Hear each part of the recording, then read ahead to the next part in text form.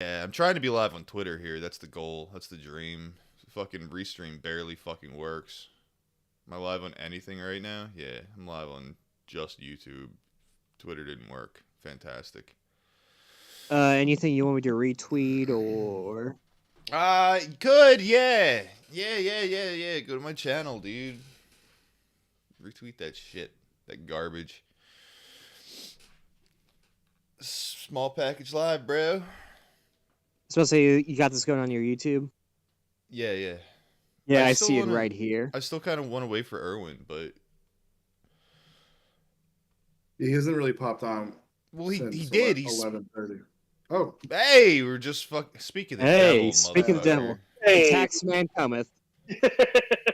dude, he's always ready. Always waiting, dude. I In the just gorilla woke up. position. Me too. I just fucking rolled out of bed too. Now I'm gonna eat these fucking Delta 9 fucking edibles. I'm gonna get ready for bed all over again. Well, right now by me it's 7:38, so I'm gonna mute myself really quick while I make my Nespresso. Before you do that, do you have access to my server? Because we're gonna move over there, so I have more control. Oh hell yeah!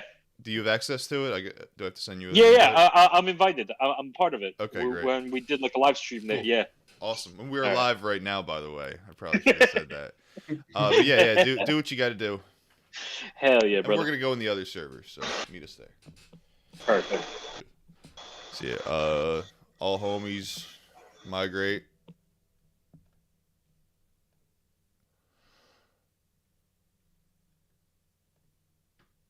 Oh yeah.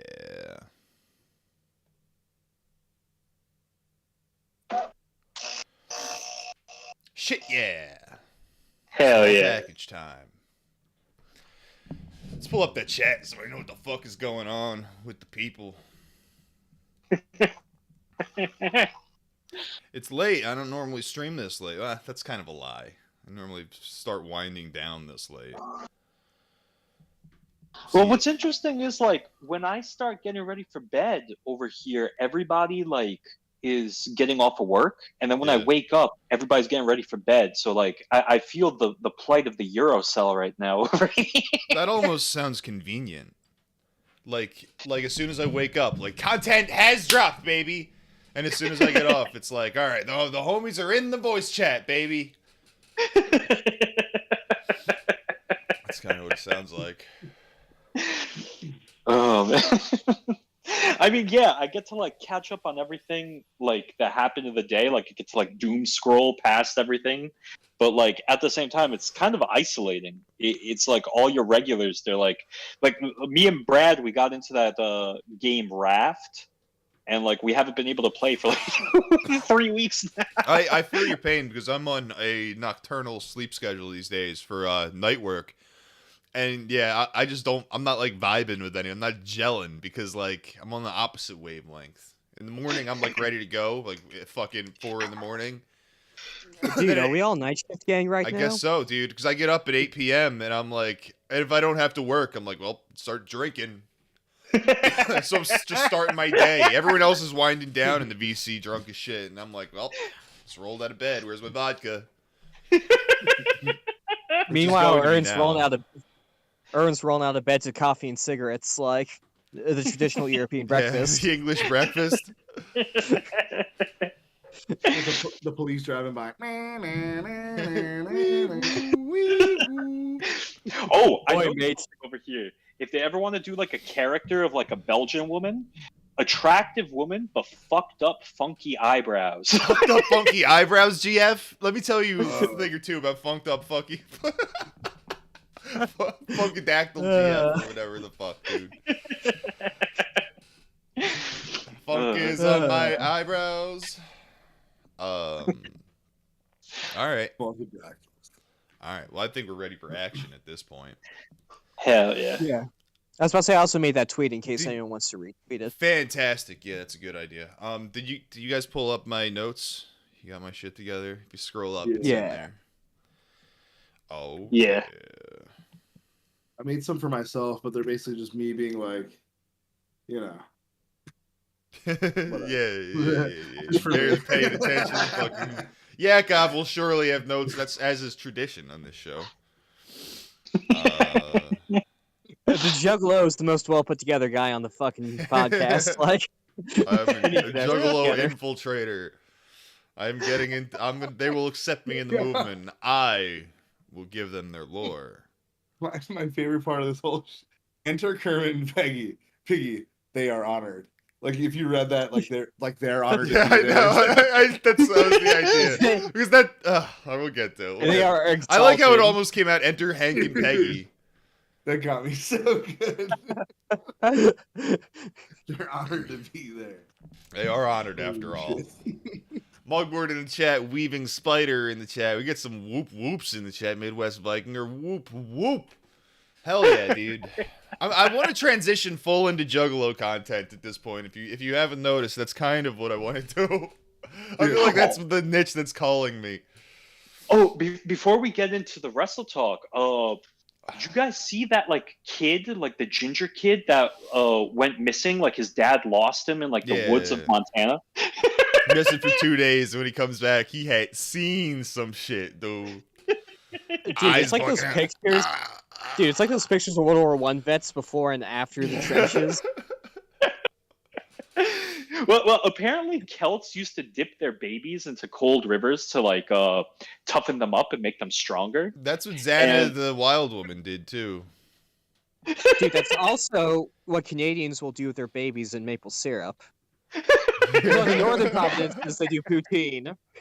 That's what Vince did to Stephanie and not Shane O'Mac because she's the tough one. He's the pussy, I guess. So. Yeah, she's the one with balls, literally. You've always been like a. You've always had a fat cock to me, Stephanie. Oh, they sent her home. She got mad heat on her backstage in current WWE, and now she's she got big heat and also a big cock. The Pakistani. Big heat, big cock. You know what they say. Had to Big send nose. Stephanie McMahon home. Yeah. Yeah. So Bigger now. than Jaws. There was a report where people were joking around backstage saying yep, now she's with Levesque ironing shirts. Finally put in her place. It took that long for Triple H to get off the fuck. Time, Stop dude. being whipped.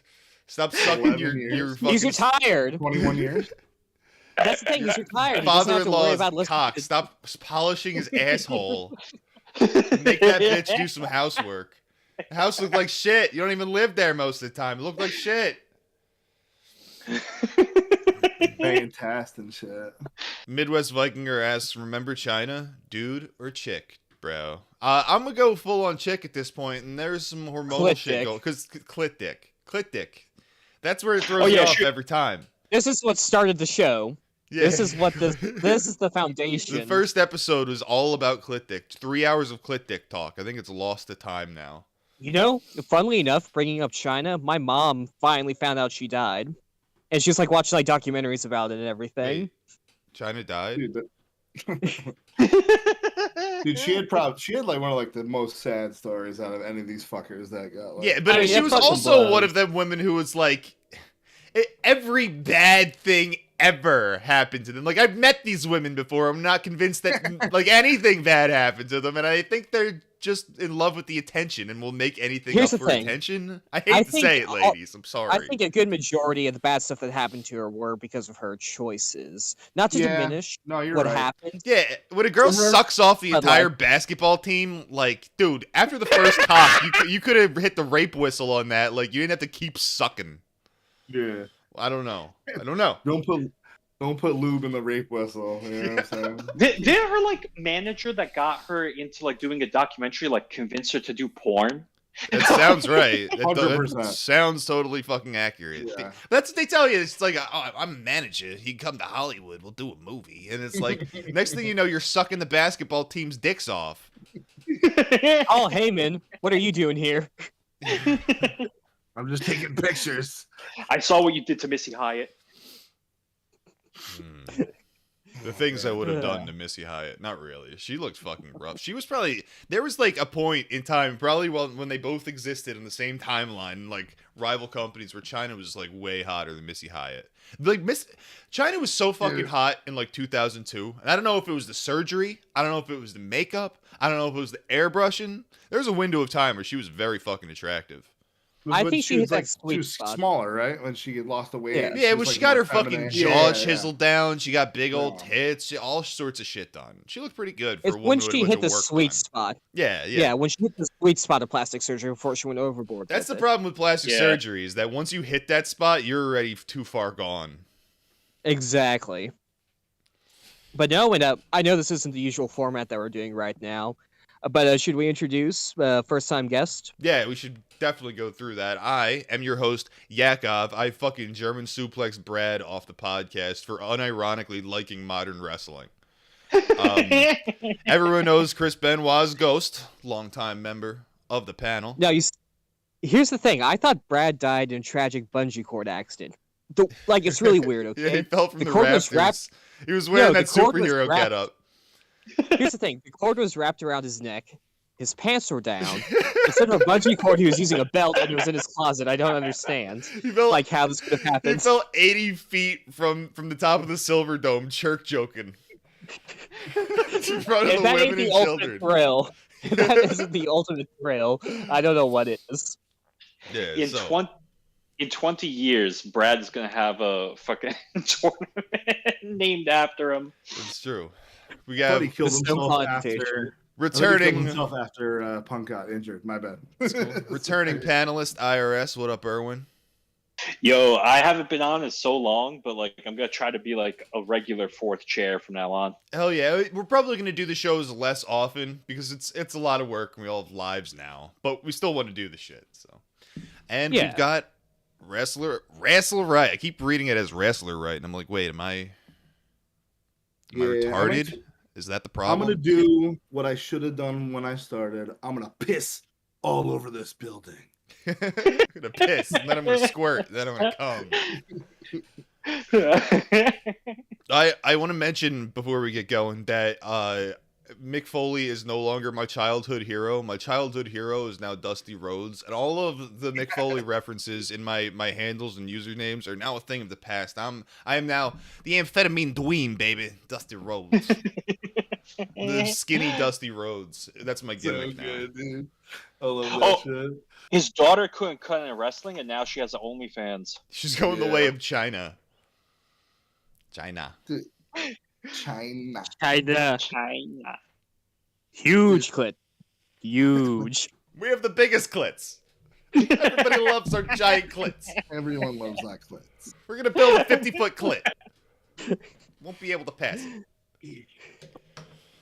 Okay, now the reason for the season of the beatings.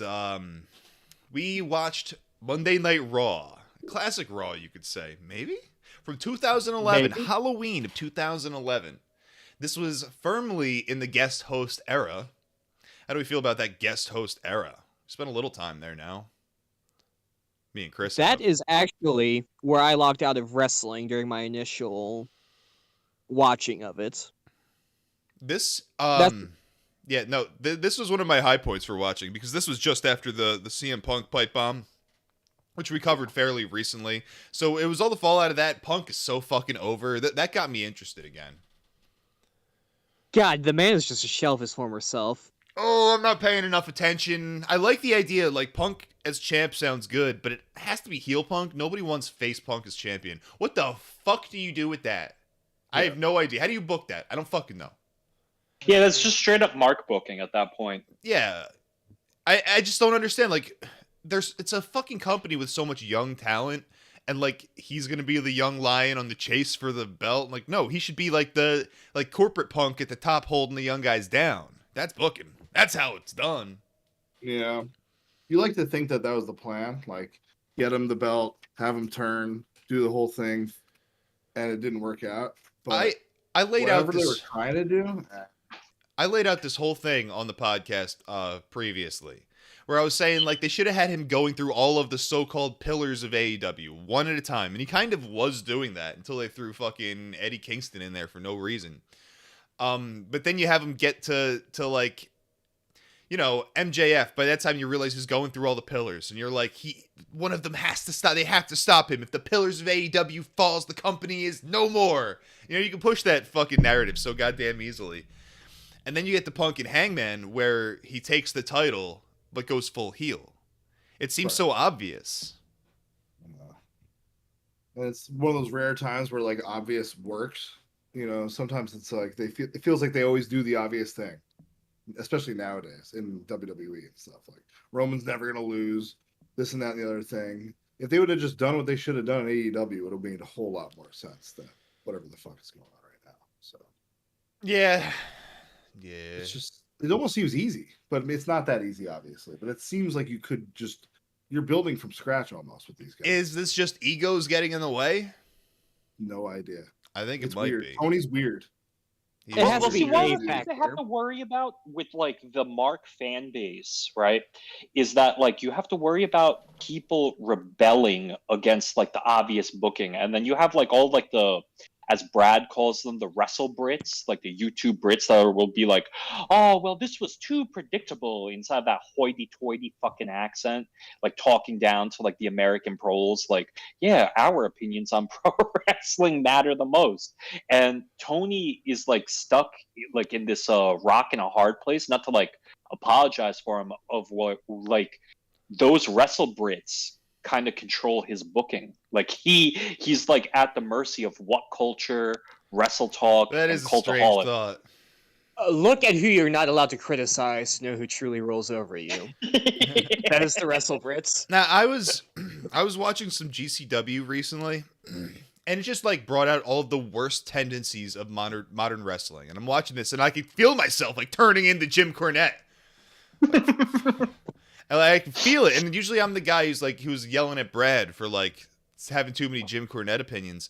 But like when I watch like the indie shit now, the shit that I would have like defended a decade ago, it really is insufferable. It really is nonstop spot fest, no selling, pandering to politics, non-fucking stop. Yeah. It's unwatchable to me. I'm just an old man when I'm watching it. It's like, all right, you have like the huge multi-man match with all of the vanilla midgets doing flips and no selling, and then you move right into like the trans woman beating the shit out of the dude and everyone chanting about how sexy they are. It's like, I don't know. I'm not here to ruin everyone's fucking parade. If you got a fucking hot crowd who's into this shit, I'm not here to tell you what you should and shouldn't like. All I'm saying is that way too much of that dude's ass is showing. Mm-hmm. Well, Not it's enough got fucking Cowboys. Don't want to look at it. I'm sorry.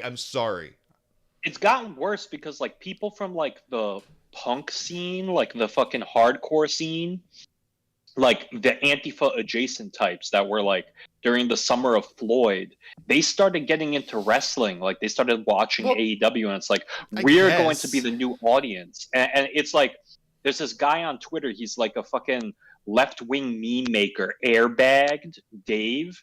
He's like the new AEW, new indie wrestling audience. Like these people, like they're like, oh shit, this is like on the up. Let's like colonize, and like they swooped in and they've been making it worse and It's worse. just true and worse. of every media, every respectable franchise. And at the end of the day, it's like, well, fuck me for liking mainstream media. Like, I don't know. It's gonna happen to every hobby with any sort of like easy accessibility.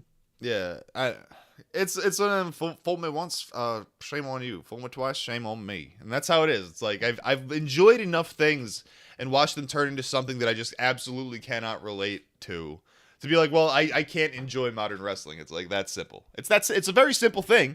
Just go back to the 80s and 90s and I'll have a fucking blast. And I can do it. Get everyone back on cocaine and make everyone a fucking cowboy. That's how you save wrestling. I agree. Have you ever seen that perpetually dying OnlyFans girls as a wrestling influencer on Twitter? You mean Sunny? Jesse something. she's like dying. I just thought. No, she's like dying of some sort of terminal illness, but she's like, I'm gonna spread my asshole for $5 and look at me talk about WWE. Yeah, I just saw it yesterday. Actually, It's Brad pretty good. Brad like tweeted at her and like lost his account where it was like, "You stupid bitch! I hope you get put in like a wood chipper or something." But like, that's also another problem. You have like sexy girl influencers saying like, "Oh shit, nerd culture is over here. I can like milk the money marks for like cash and like form a parasocial relationship with these people. Let me like," and it's sad to say because like when the wrestling revival started happening a couple years ago, I was like so excited. I was like bright eyed. I was like, yes, yes, yes. But like every month, I just get like more and more demoralized by like what I see, and it's coming mostly from the fan base. I feel like That's the part that fucking kills me. It's not the company that's doing it. They're just riding off the wave of what the fans want. yeah. Yeah, there's nobody at the head of this fucking Yeah. ship, dude. Well, That's true. wrestling's always gone the way of like society, right? That's why. Well, the but late yeah, but 90s you was always so had some like crazy. psycho megalomaniac fucking drunken booker, like who was I'm writing this Dude, show, Tony- god damn it. Dude, now Tony's all coked up all the time, dude. He's fucking does so much blow. It's ridiculous. Yeah, I bet he's all like neurotic and narcissistic. Do they like it? Yeah. They gotta like my show, The Dad. man needs some whiskey to balance him out. Yeah, Yeah, that's probably you it's just yeah. maybe start doing Fent and he can start speedballing. He He's stole balanced. that black wrestler's weed, and she was like complaining about it after she got fired. She was like, "Man, this nigga stole my weed." Was it big swole or something? Dave the Impaler in chat says, I started watching Billy Corgan's NWA for a while. I think they've made the most of what they have out of any promotion. I think they started out slow. It's like, oh, well, it looks kind of janky. They're not doing much. Who's these old fat guys? But then it's like, they have the most like staying power and the most consistency. And like when they have like a title match, there's like prestige there. And you actually give a shit. I love NWA. I think they've done I a meant to great watch job. that. I meant to check it out because obviously NWA and Billy Corgan and all that, like, but I still haven't gotten around to it. Yeah, I really wish I did. Well, they did it all right. It's like don't just blow your fucking load. Like I would Yeah. very much recommend the matches between now I'm just like showing my ass because I don't even know what these guys' names are now. Magnus and Oh yeah, I know who you're talking about. Who's the redneck guy? He was in a tag team in WWE with Lance Cade. The fuck's Trevor Murdoch? Yeah. Trevor Murdoch and Magnus, whatever he's going by now. Mickey James's house husband. Yeah, but they every To promo be package fair- was like the best thing I'd ever seen. Yeah, but I'm just saying, if you had the opportunity to be Piggy James's house husband, don't act like you wouldn't. Believe me, dude. Me from Molino before she got chunky. Man, So, while and we're- not to like, steamroll us, but talking about piggies. All right, while we're on the subject of piggies, Midwest Vikinger in the chat asks, Stacy Keebler or Trish Stratus? He says he's an Alexa Bliss fanboy. So between the two of them, I'm picking Stacy Keebler like 2,000%. I'm a Bailey guy. I agree with Keebler's cuter anyway. I like better looking face. I think there was a period of that- time where she was the best looking woman on earth. I think she was hot. She was fucking super hot. Trish Stratus also had like the weird like linebacker, like the weird no neck thing going on. Do you know what I'm talking about? Like She that had like a Yeah, square yeah. physique. But that's her She- Greek genetics. like yeah. She yeah. had the gymnast physique where she had like this fucking rectangular nothing- body. But I nothing like wrong. that. Yeah, nothing wrong. But like if you Yeah. compare them two, that's not even close. I don't think. Sissy Keebler was ridiculous. Dude. I will say this though, a couple years after she retired, I thought Stratus actually looked a little better. I agree. Mhm. She had some mommy vibes going, and she had less like Yeah. slam pig vibes going because she had like breast Yeah, like- reduction. She'd been doing yoga. Yeah, she looked great. Yeah, I was about to say like brunette, Stratus. I got to give it to. Yeah. I guess Stacy's only thing is if you're like a tit man, Yeah. lacking a little bit. But if you're an ass man, like you're in heaven. It was a And long and fucking an ass leg. and Long a skinny ass. girl with a big ass too, which is like, Yeah, and it's not even a Yeah. big ass; it's just a fucking great Good. ass. Fucking Good one. solid. Proportionate ass. See, Yeah. I'm a fucking weirdo, and I got matzo fever. So my favorite one is Kelly Kelly. Kelly Like, Kelly's. Oh man. no tits, I know, but Well- like for whatever reason, I don't know. Like she She's has just that fucking gym cute. body She thing looked going on. Yeah. retarded. She had that fucking the thousand cock stare in her eyes. It just like went on for days. That was the only thing that kind of threw me off about her. She seemed The like a CM zombie. Punk ex-girlfriend. She's only 35 now. 35. I would have thought she was 45 years old at this point. Isn't she? She was doing this forever, wasn't she? She was very young. She Yeah. was like 18 when Holy she started. shit. Well, she was one of the John Laurinaitis magazine models. Yeah, he was Like, just jerking off to the Sears fucking catalog. We want you. Yeah. We want you. That makes the Bella situation fucking really weird because like there were people like in those shoot interviews saying, you know, like how they have like those ones with like KC tapes or whatever. Like someone was like, yeah, as Yakov said that Laurinaitis was jerking off to him. But like he married the Bella's mother, and he found the Bellas through those magazines. So it's That's like, so what? fucking weird. Dude, I was thinking about this like fairly Johnny recently. Ace, dude. I was trying to go over all this lore in my head, and I'm like, all right, so the Bella's married to Danielson, and somehow I know that means Danielson is related to Animal from fucking the Road Warriors. How the fuck do I put this all together? And it's true. That's it. That's what connects all the dots there. This is the 5 degrees of Kevin Bacon. Oh, and last Diva talk, Alexa Bliss got nose surgery to make herself look less Jewish, but like She's fucked Like- up, dude. I see Yeah. pictures of her from like 5 years ago, and she's got a little fucking tiny bit of chub, and like her face looks perfect, and it's like that's like 10 out of 10. And every time I see her, it's like, oh, what the fuck happened? yeah, she's pushing the envelope. She's gonna end up like the Catwoman, like you know, like those Natty? women that look. Natty Neidhart? Yeah, I've seen her. Yeah. Fuck me. Damn, dude. Dude, seeing her now, like in the show that we watched, I Yeah. know. So much cuter So back cute. then. She was She so was fucking hot. cute. Yeah. Yeah, she did like the muscle girl right. They did the like when her and Beth were doing like the pinup shit. Like that was good. She looks Gotta ruin crazy everything. now, dude. Now she wears Yeah. fucking cat ears, and she really is and they live with a bunch of cats, right? TJ, whatever his name is, he likes cats, right? Yeah, No, yeah. that was always the thing. Like at the Hard household and everything, at like the dungeon, there's always cats all over the fucking place. She really That's how she grew up. is getting fucking plastic surgery to look like a cat. That's not even. She's a trying to joke. be the next prime minister of Finland. Yeah, Ah. I was gonna say it. You got it. You know, Dude, I just put all that together. That's She's- freaky. That's fucked up, Also, man. toxoplasmosis is a hell of a drug. Too hard. Just Like, putting I cat shit in a fucking brown bag. And I almost did a fucking spit take just now. I'm enjoying my coffee and my breakfast, and like almost projectile. Oh my god. cat family. Yeesh. And believe me, I am trying to milk this podcast. I want to see how long we can go with this. But we will get into let's get into the show, I guess.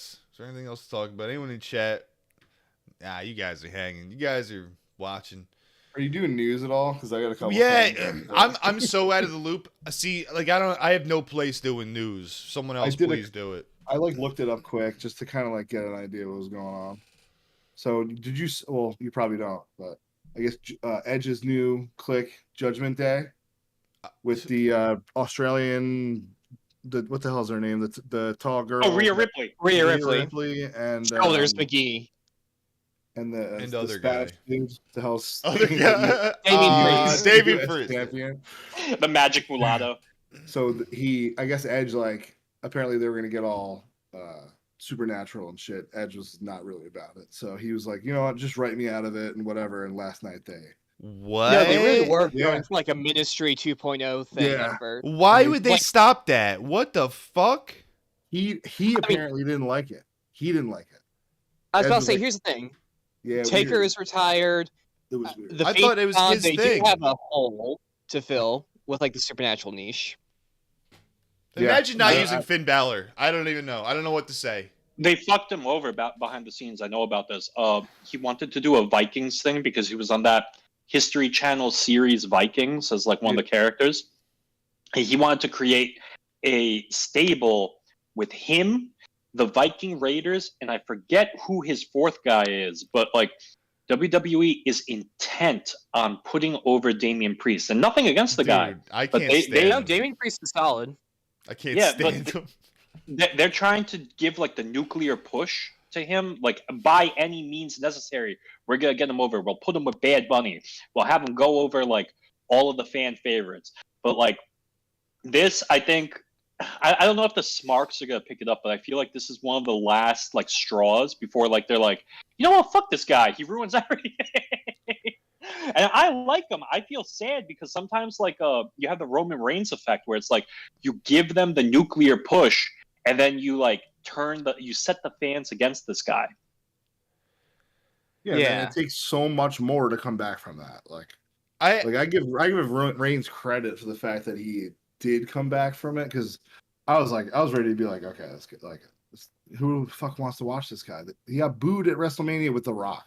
Like, like what else is there as a failure of a face in a company like that? You know what I mean? It's just like, but then he came back from it, and now he really is a fucking star. I don't Roman had to necessarily come like back. him that much. Roman would have gotten over in any era, in any company, in any fucking country.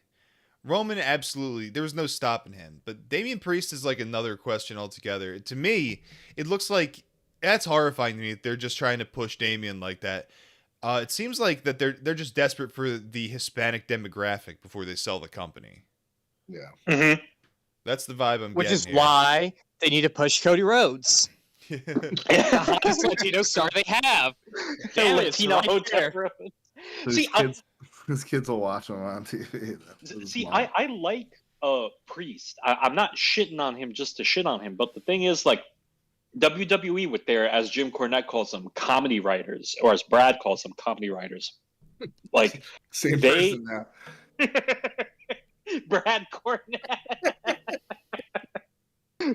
but like they're the ones that like sabotage people with like bad ideas, and they'll take like a great political people will say, "Oh, Republicans are always willing to snatch defeat from the jaws of victory." Like they'll turn the idiom around. That's like WWE writers. Like they could have like a golden idea, like the pipe bomb or like Summer of Punk, and just despite themselves, so fucking. It's bad. It's just a lot of this is like a misunderstanding between like the wrestling fans who are watching this, like who booked this show? This show sucks. But then it's like WWE being like, all right, we're just getting ready to sell this motherfucker. How many more Mexicans can we get to watch the show? Yeah. So there's like I'm misfired. That didn't work in there. Like, it's not the days where like Vince is using all of these wrestlers as like his own personal action figures. Like, that's when it was fun. Now it's like a board of suits who you've never heard of and have no personality. Yeah. Well, I have a question for you guys.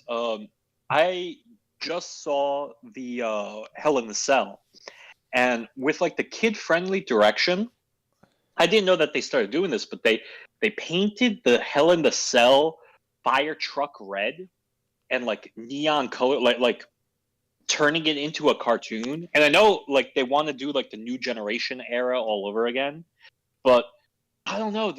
I always assumed like growing up, like, no, it should be steel. It should be like intimidating and cold. You know, like this is like the exact same match where fucking Mick Foley went through the fucking roof of the cell and like, bam, it's like and like left the indent into the canvas. And I don't know. I understand that they want to like get more kids watching, but I feel like some of the aesthetic choices that they're doing is like pushing away fans even more. It's a layered problem. It's a layered problem because I too want edgy Hell in a Cell, but if you do it every year, it can't be edgy. Yeah. How can this be edgy every single year? How do you almost kill a guy every single year? The answer is you can't. Yeah. All edge is gone. Yeah. That's the problem with wrestling all the time. How do you keep it entertaining Fresh. and good, but not not boring, but not the same freaking thing over and over and over again? I think that's even the Attitude Era got like that. Everyone loves the Attitude Era. You go through those shows and you're like, Jesus Christ, it's the same show every day is the same thing. And, it's still But fun as shit to one watch. difference but was the investment in the characters. Like Al Snow was like a star. so good, dude. I love Yeah. Al Snow so much. Just dude. saying He's so that. good. Just saying that He's is like so a good. fucking a major thing. Like Yeah. the guys fighting like literally in the river outside the venue for the hardcore title were just as over Yeah. as fucking anybody. Yeah. That's the Yeah. only difference, really. Yeah, their D'Lo mid card Brown was was hot as just as shit. popular. I got dragged for this. Like I suggested this once, but I always thought Hell in a Cell, the concept of the Hell in a Cell, it should be used either like the World Cup or something, or like the Olympics, like every 4 years, or it's like you don't know when it's going to happen and you write that into like the story. Like it's like you use this to blow off like the It's a biggest grudge feud match.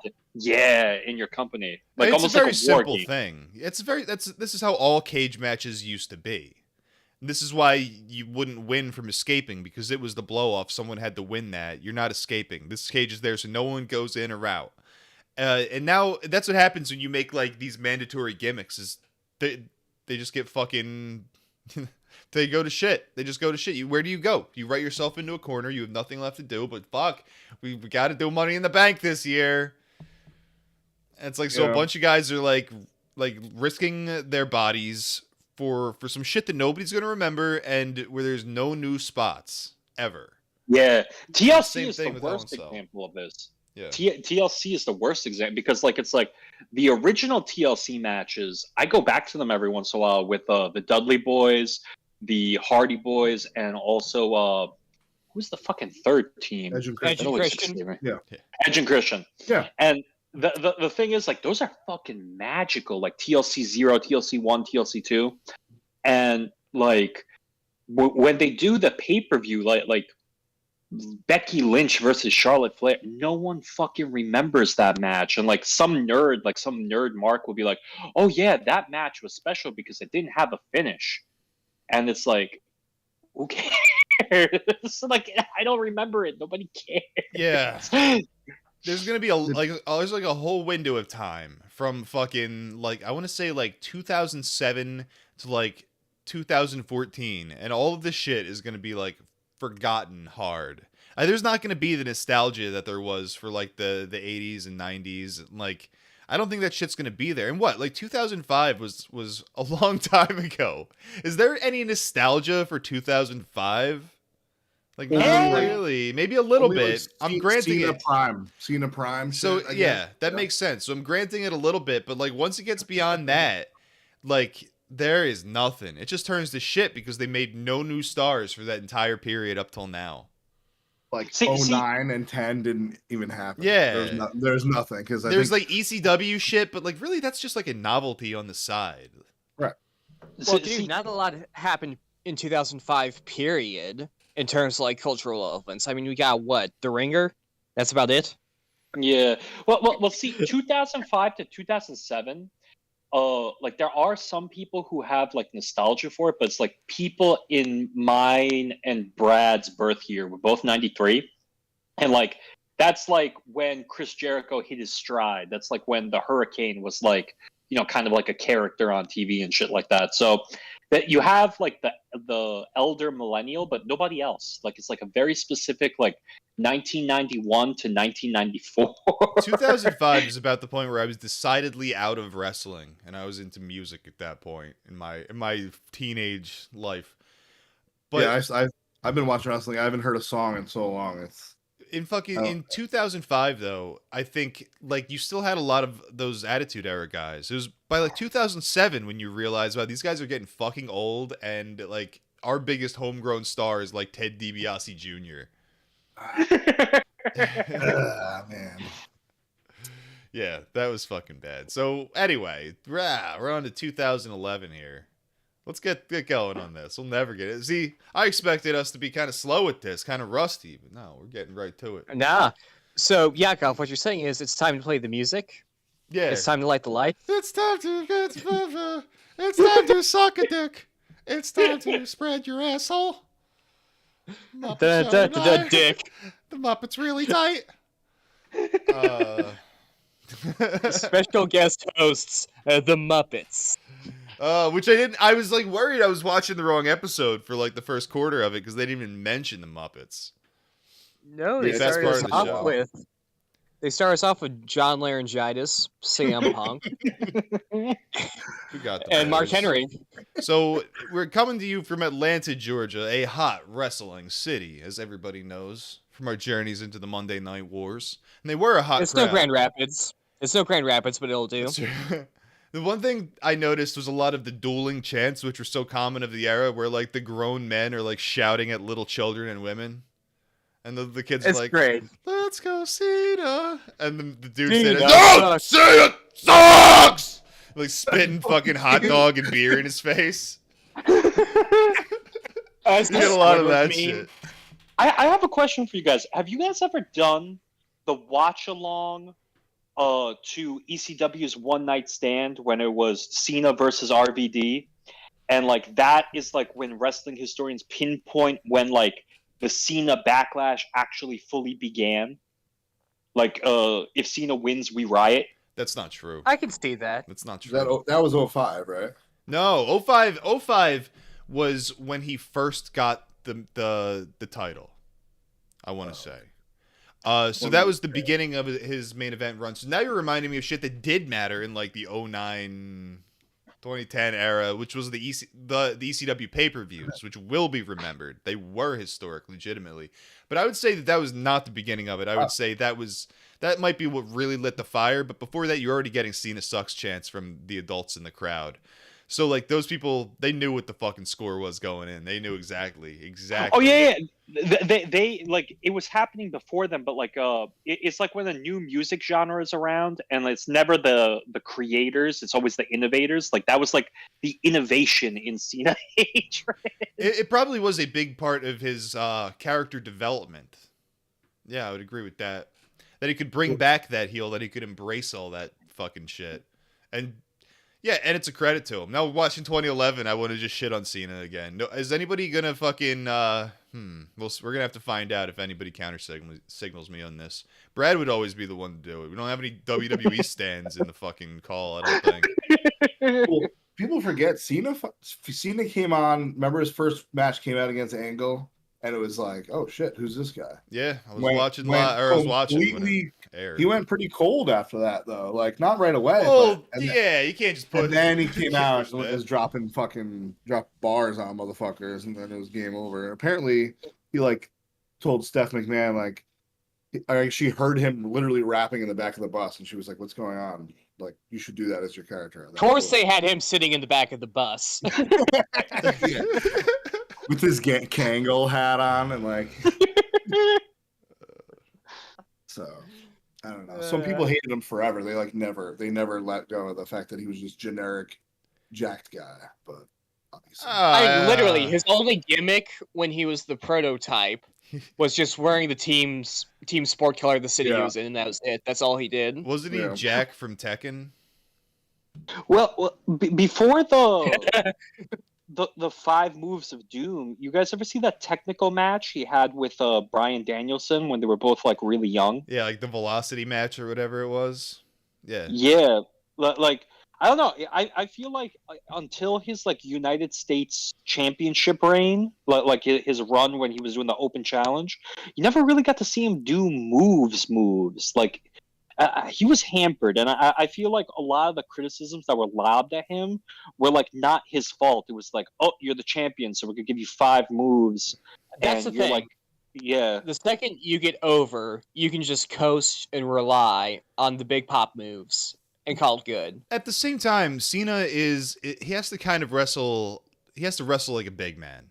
He's not graceful. He's not graceful at all. He can do shit, and it looks fucking perfectly fine. No, but he is a powerhouse. I don't think I ever want to see him doing moves. As far as moves, it's pick him up, throw him down type shit. You know what I mean? I do think that's how he's best. That's how he milks the crowd best. I think the problem is that I don't want to say he got lazy. He got too safe, where you can see right the fuck through it. There's like no offense happening. We'll see that later on. Yeah, but that was kind of an issue of mine. It's like the classic, like Miz is like a prime example. Miz will wrestle until he's 60 years old because he doesn't do anything in the ring. Yeah, yeah. Randy's been safe after the Mick Foley after he faced Mick Foley. He's been safe since then, pretty much. He's going to be able to go forever. So Yeah. it's safe. They want him to be safe. I mean, now it doesn't matter as much, but like, you know. No, it seems like there was a push for a while. Like, hey, you guys are our cash cows. We want to keep you in this business as long as we possibly can. Yeah. Play it safe. This is one of my biggest issues with main events today, is that it's clear they don't want them doing wrestling moves. You have your signature moves, all your trademarked WWE moves, and it's like, they just want it to be spears and shit like that. That's all they really want. They don't want it to get any more technical than that. And you have to start calling shit and explaining shit. They don't want to fucking do that. So they want you to have, like, your fucking spear that's got its fancy name and it's trademarked and everything, and just spam that. They Like, gave that's you how your everything momentum feels. move. Yeah. And you're like you're like a up joystick, your down joystick, your left joystick, and your right joystick, and that's it. But like every WWE main event that I can think of in the past like couple years is just a finisher spam until both guys are gassed, and then they sloppily go home. Yeah. Yeah, I hate and that. but, And then, like- dude, this is because Pat Patterson's fucking dead, dude. And there was a time when I would have no problem with Pat Patterson being dead, but he should come back and suck some more dicks or whatever, because like they need him. It builds booking. fucking character. Yeah. Get in the ring and do the thing.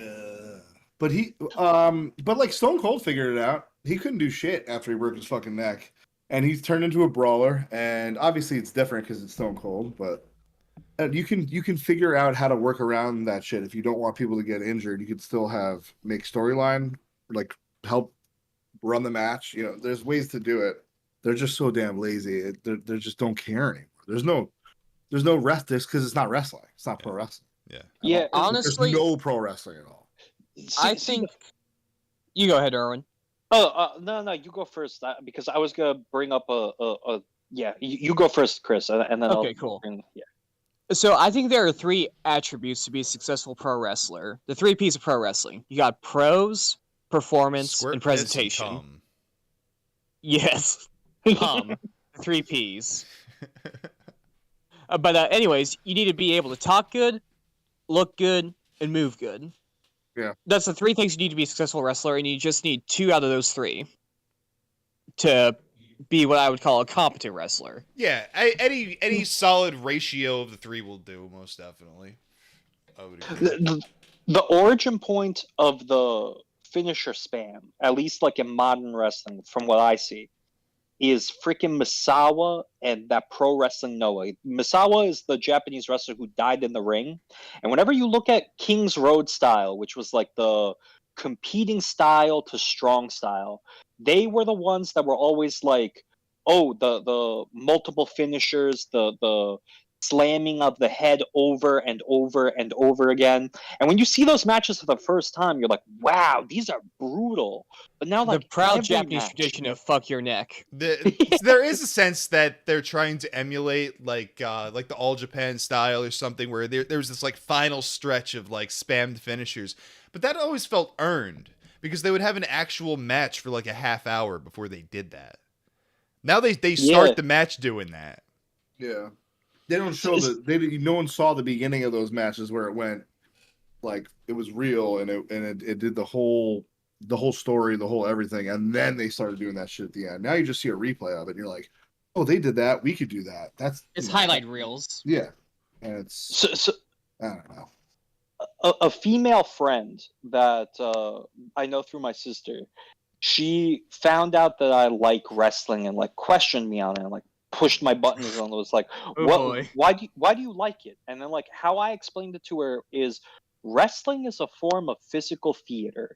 It's story being told through the medium of a sport, and like the match itself. Like for example, John Cena versus The Big Show at one WrestleMania. I explained that as like that's a David and Goliath story from start to finish, and like wrestling there's multiple levels of storytelling. You have the promo, you have like now with the modern era you have like the backstage stuff where it's like, oh, there's a story within the story, and then you also have the ring, like the match itself. It's a story from start to finish.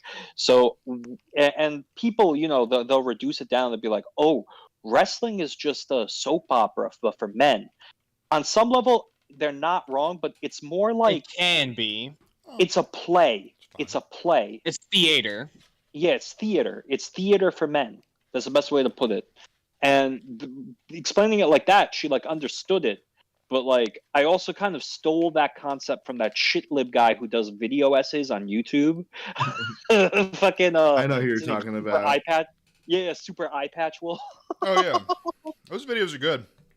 One of, Oh, one of yeah, mine that I great think of fucking is content. Max Lanza. I want to say Yes, like a that's shitty Landis. filmmaker. That's who Yeah. I was thinking of, actually. Max Landis. But the one thing he said is that the story happens in real time, and it's the only form of media where the characters are aging with you every day. Like their Yup, day goes yup. by, and that's canon. It's the You only know, they media. tried to do that with King of the Hill. No joke. That was Mike Jones' original plan for King of the Hill, was to every year have them age That's awesome. and, Oh, like, you know, progressively tell a story. That's the best He wrestling wanted to promotion. do that. But I think they pushed Dale a little too hard. I mean, Should've got the Bill belt did off not him. get. After Bill got the bulk arc and everything, he should have been top tier. He should have been pushed to the fucking moon. the, the bulldozer. Oh, hell yeah, dude. Oh, where the fuck were we? Oh, we were talking about Cum Monster Punk Ah, versus yes, that. Sexual Chocolate.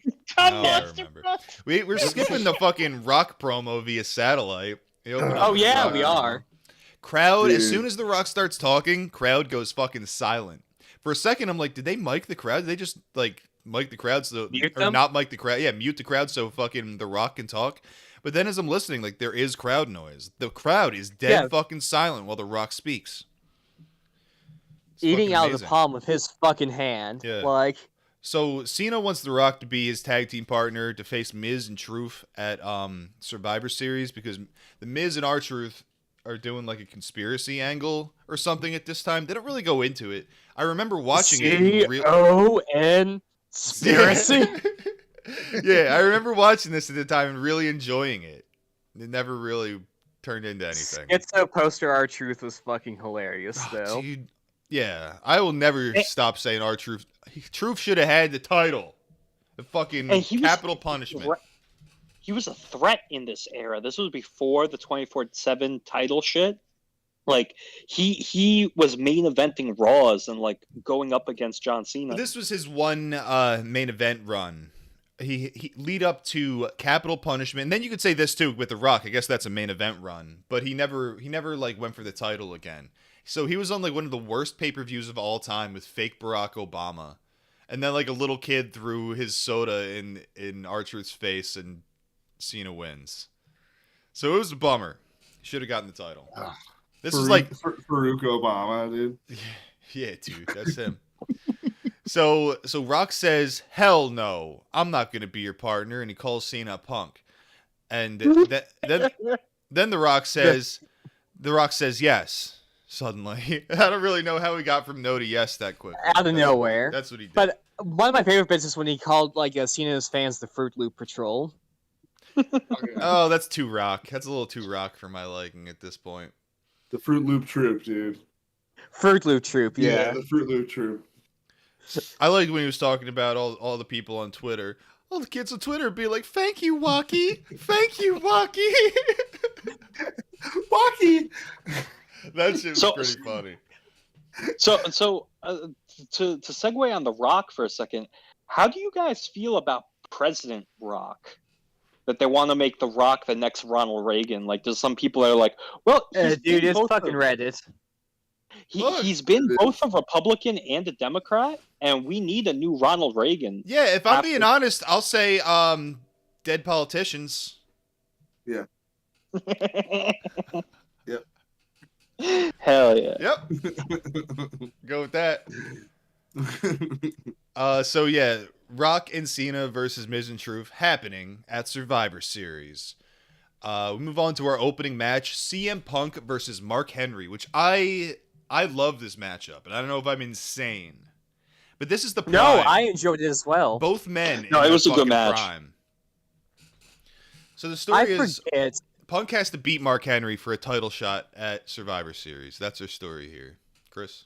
Yeah, against Alberto Del Rio. I forget about how much of a monster Mark Henry was because I just look at interviews with him now. I'm like, God, this guy's like the biggest fucking teddy bear ever. Yeah. You Oh, forget yeah. about how much of a fucking beast he Oh, when was. that whoa hey hits, whoa hey, and I saw a clip of 3-6 performing that live for Mark Henry's entrance one time on SmackDown. So fucking cool. Yeah. And he's That like shit- threatening 3-6 as he's doing it.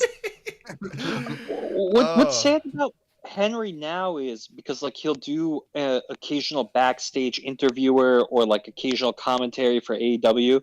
He rides a mobility scooter now. And like it's like, Bad. wow, how the mighty have fallen. He's like on a Walmart mobility scooter. And it's like you just can't help but feel bad. It was like this was at once the world's strongest man. Like we Ronnie all Coleman. get fat and old. I don't know. Well, I mean, it's like the brutality of time. It's Yeah, like, and seeing him in this match again, dude. As you said, like he was on point. Father Punk was Time on does point, no too. jobs, they say. Yeah, this is the prime for both men. And it's apparent. It's apparent. They do really good together. So But then we get the man, the myth, the legend, Rodrigo. Rodrigo. All right, well, I think we're running a little ahead here. We're really milking this bit where Mark Henry superplexed Big Show at like the last pay-per-view and the whole ring fell apart, and we're doing this whole thing where that's never happened. But who before, hasn't supposedly. superplexed Big Show and broke the ring? Yeah, Like, that's a good point. Well, Making me wonder all the other things that they say. I've never seen this before. Like, you know, all the AAs, all the fucking body slams and Andre. Here we are. Do they do that shit anymore? Is there any recent examples? there has to be. well, the last one I can remember, but like they actually, to WWE's credit, John Cena versus AJ Styles, the Super AA that he did off of the top rope, and like, yeah, it could be like finisher spam, da, da, da, da, da, but in the context of like the storytelling of the match itself, it's like, look at this little guy, this TNA guy who never made it into the big league. This is gonna end up, and like it's like the Undertaker sit up, like it just didn't stop him, and I think that was like one of the last truly phenomenal WWE matches, in my opinion. I think the last Big Show ring collapse we had was him versus Braun Strowman in 2017. Wow.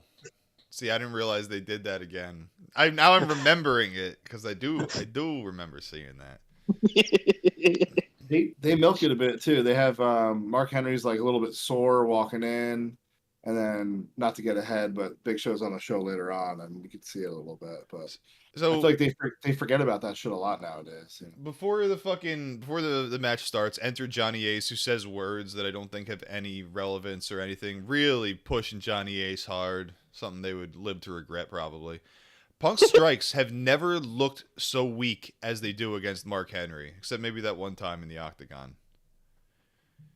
I don't think Yeah. he strikes, dude. When he's throwing these fucking kicks at Mark Henry and you just watch him, like, this would not damage that man at all.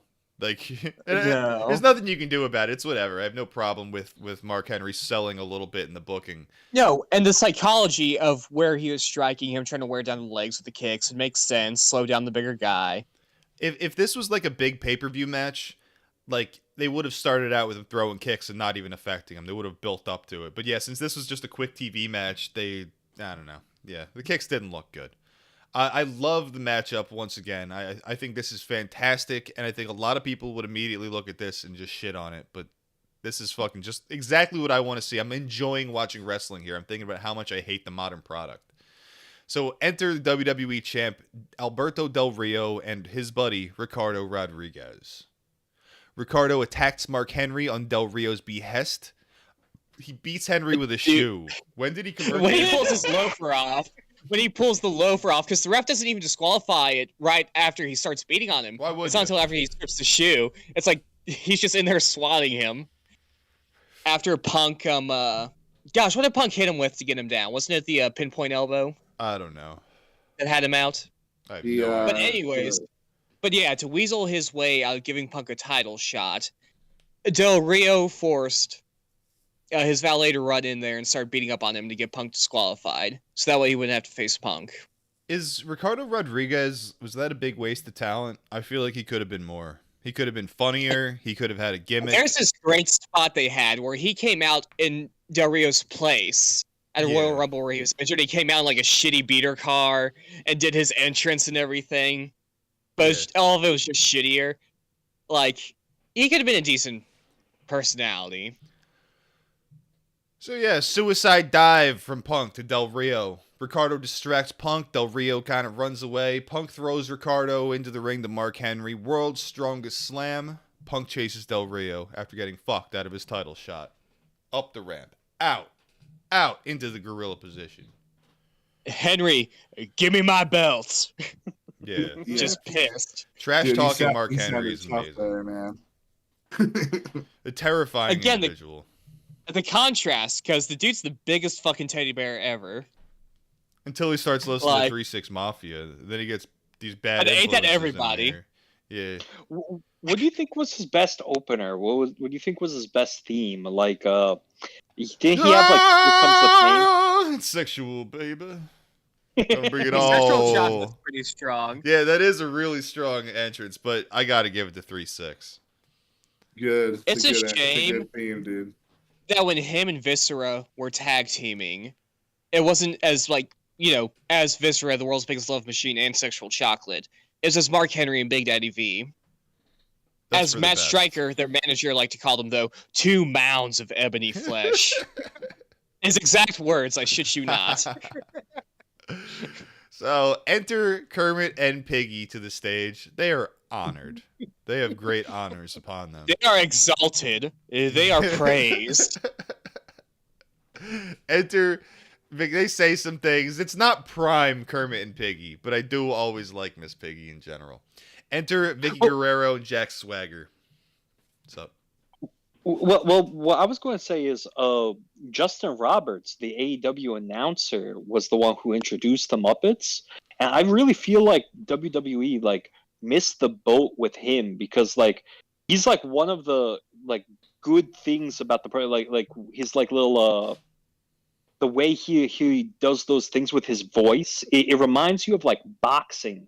Like he could have been the Bruce Buffer of wrestling, or like the Crazy Pride lady of wrestling. I think he's very good, but he's a pussy, and he couldn't handle getting his ass lathered by JBL in the shower. So get the fuck out of WWE. But my passport, my luggage.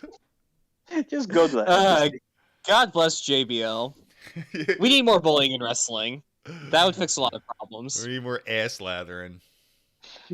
That's why. What's it? Fucking Brian Christopher Lawler killed himself.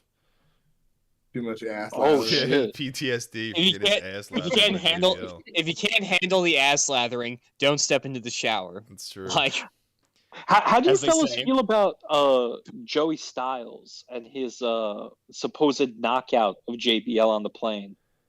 I love Joey Styles. oh yeah, I love and his honestly, work. I love his I like personality. JBL. Yeah. I like JBL as much as the next guy, but good on Joey for having the balls to stand up to a guy that's clearly bigger than him, and he probably got a lucky punch in. I believe it. I respect it. I like it. Yeah. I like both parties. Well, They what I settle love like men. And what I love about that story is they became friends afterwards because, like, after it happened, Oh, you voted for JBL George wanted- W. Bush too? Wow. yeah. Well, What are the after odds? it happened, JBL wanted like revenge for like 30 minutes, but then he was like, you know what? You're cool. And now they send each other like Christmas cards to this day. that's how fucking dudes are supposed to be. That's guys being guys. That's true. Like, So enter Vicky Guerrero and Jack Swagger to fuck with Kermit and Piggy. We get insults thrown about. We get a grade A hog down happening between Vicky and Piggy, which is kind of funny. Enter Santino Marella. He excuses another both of the Muppet. pigs. Yeah, Swagger threatened to eat Kermit's legs. that was such a. I didn't even bother to write any of that down. It was such a lame insult. It was so stupid. That's- God, it was okay. bad. It was so bad. The only good insults on the show really were from Michael Cole. yeah. Dude, heel Here's the Cole, thing. dude. That was such a fucking Oklahoman, like, nod and wink that, like, I don't think you guys can appreciate it. It's like we're not Oklahomos here. So Oklahomos. yeah, dude. So the pigs are yelling, "Excuse me, excuse moi!" Excuse moi. Santino comes out and excuses both Bumping piggies. tits. He challenges Swaggy. Ziggler won't be able to accompany Swagger to the ring, unfortunately, because he's facing Zack Ryder. And this is the, like, when I popped. Woo, woo, woo. I popped so Woo, hard woo, woo. when Kermit looks at the camera and goes, "Whoa, whoa, whoa." The most You know it. deadpan. Like, again, like, the magic of Muppets. They can't fucking emote, but for whatever reason, they get so much emotion out of them. Yeah. They like Like- skirt the line between, like, cute and creepy, and they usually fall on the right side. Oh, Dude. Zack Ryder, current NWA champion now. He beat Magnus, and he's really doing this like, I'm the villain of the indie scene. I am the WWE guy. Even though WWE treated him like shit, like he is making waves. Like I'm actually really proud of the dude. Good for him. I'm Good glad for there's him. life outside WWE for somebody. Long Island's finest, Zack Ryder. Life outside the big I mean- two, I should say. The man is such a master of self-promotion, I'd be surprised if he didn't do well in whatever promotion he winds up in. It just shows you how much WWE dropped the ball. We see it later on. We'll get more into it. Yeah. So enter Kelly And- Kelly, who kisses Kermit. Piggy is pissed. It's funny. She's yelling at her to get back here, and Kermit is also yelling, yeah, get back here. It's a Divas, some sort of battle royal costume The thing that's women's gonna- costume battle royal, baby, with Beth commentary. Beth commentary on Phoenix. We got it. I was about to boys. say, let's run off the costumes real fast. Feel free. I didn't even bother. There's some Mario Brothers in there. There's AJ Lee, mind you, be looking so super duper fine in her Mortal Kombat getup. What else Oh, was yeah. there? We had Kelly Kelly as a sexy pirate. We had oh gosh, we had Natty in there as some kind of just like generic witch outfit type of thing. It was spooky. I was scared. Whatever. The Bella twins are the Mario Brothers. Oh yeah, Mario and Luigi Mario. Who the fuck was AJ? Was AJ Robin? No, AJ was a No. Mortal Kombat chick, the blue one. Oh, she's Melina. Yeah, Melina. And Yeah, then you Robin. Who's got Robin? There. I don't know. Eve was Robin. Oksana And, was pretty hot. And for the She first was time in her like, life. fuck. I don't care about. Look, I'm sitting there like Yeah. staring at fucking Anyway. how fucking how well AJ's tits fucking sit in the costume. Like I'm not worried about who the fuck is who. I didn't even Yeah. bother. So this poses a very important question. A fuck kill marry scenario. Okay? Who you got? Okay, so you got a fuck kill marry. Beth Phoenix, Miss Piggy, and Vicky Guerrero. Ooh. Huh? Beth Phoenix, but I'm not gonna like it. Penis. It depends how good Eddie's life insurance policy was. Yeah, I was thinking that too. I'm trying to think of who has the most money here. It's probably Miss Piggy, all things considered. Yeah, I'm gonna. Yeah, Miss Piggy's got the biggest net worth. Oh, All right, All right, I figured it out. I do think I'm gonna go through with it. I'm gonna fuck Miss Piggy because I do have a crush on her. I'm gonna marry Beth because she does seem like waifu. And I'm gonna kill Vicky because she can be with her husband down there. in Ooh, I hell. like that. Yeah. Ooh, okay. Okay. I got similar logic. I'm saving mine for last, though.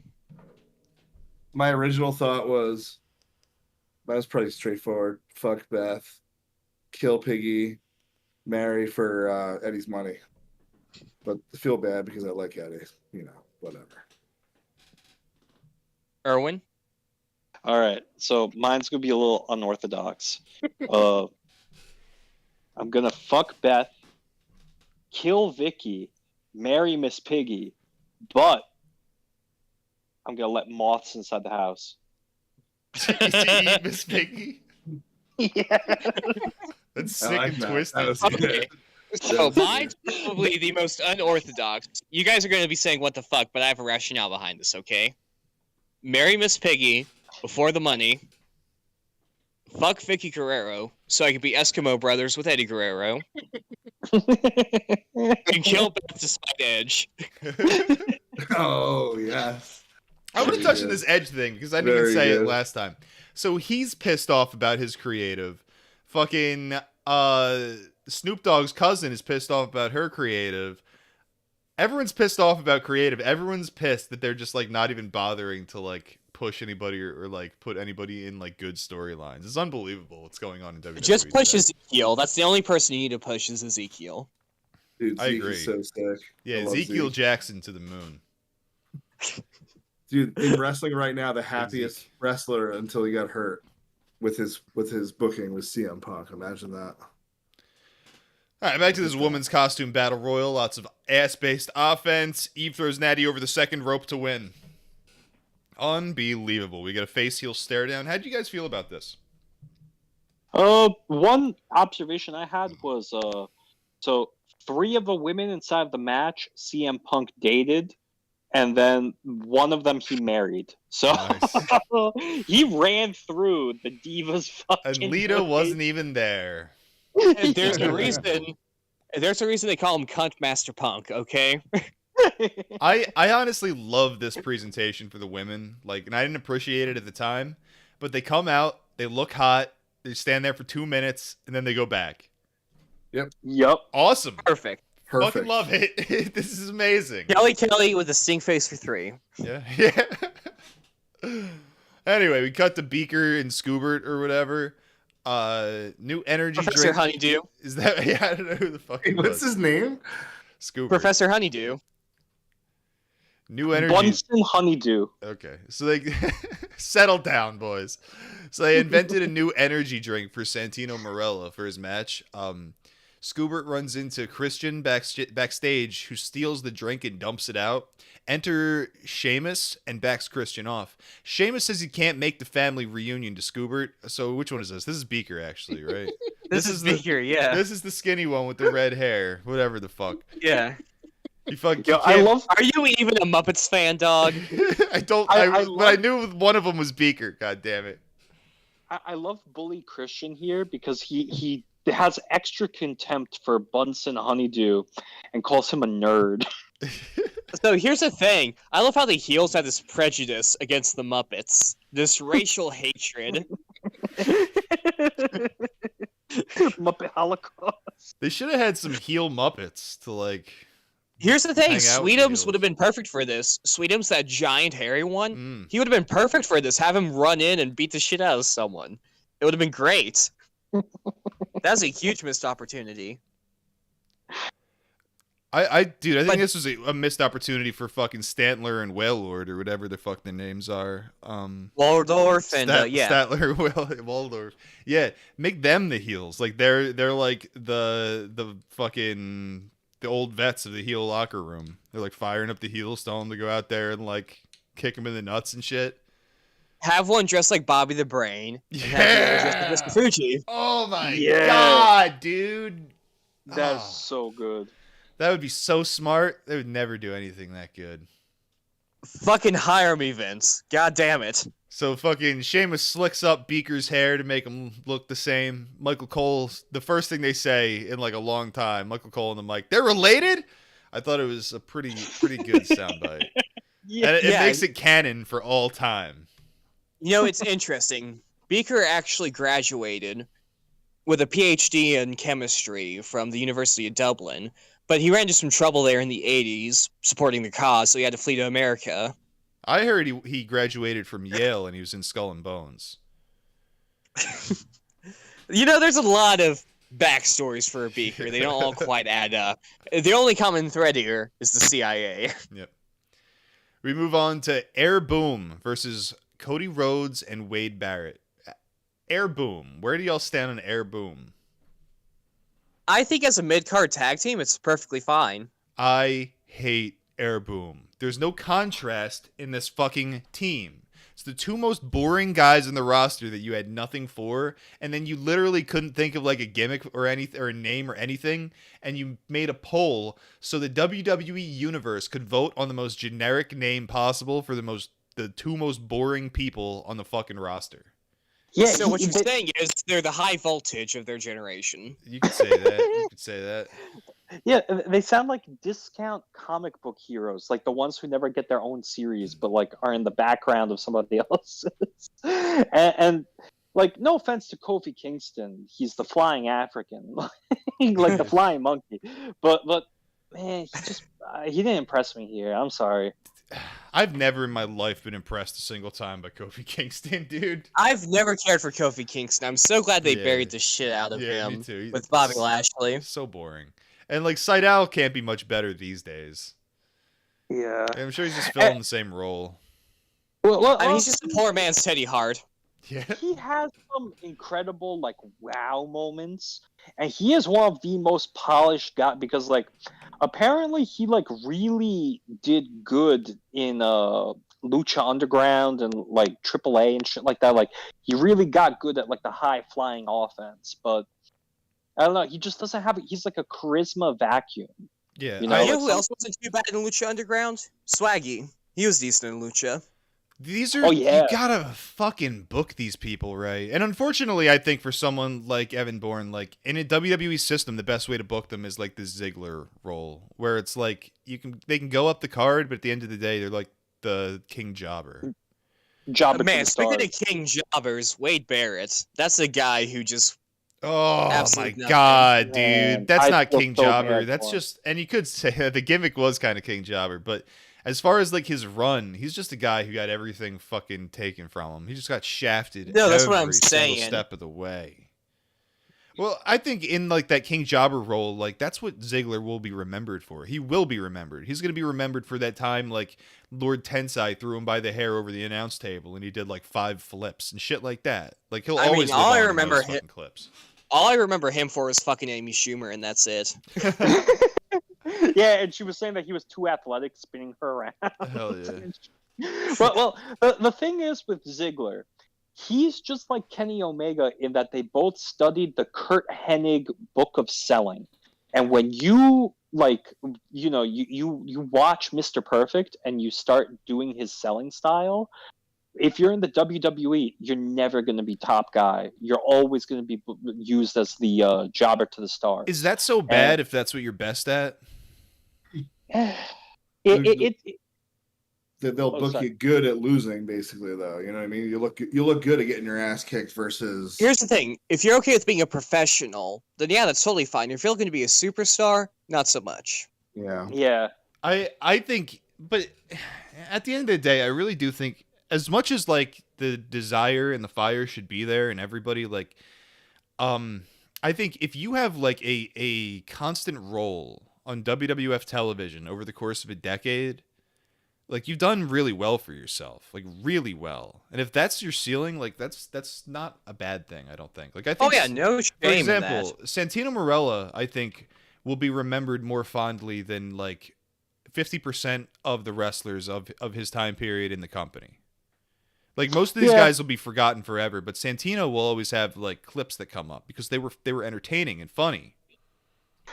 But see, the thing is, when you have that Mr. Perfect level of selling, it hurts in the WWE at least. It hurts your booking ability because in Vince's eyes, he's like, oh, this guy's really good at selling.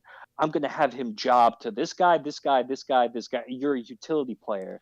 And what that means at the end of the day is you're never going to be the guy that has $17 million inside his bank account. You're kind of going to...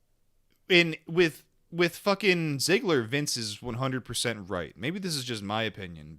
Ziggler is the utility guy.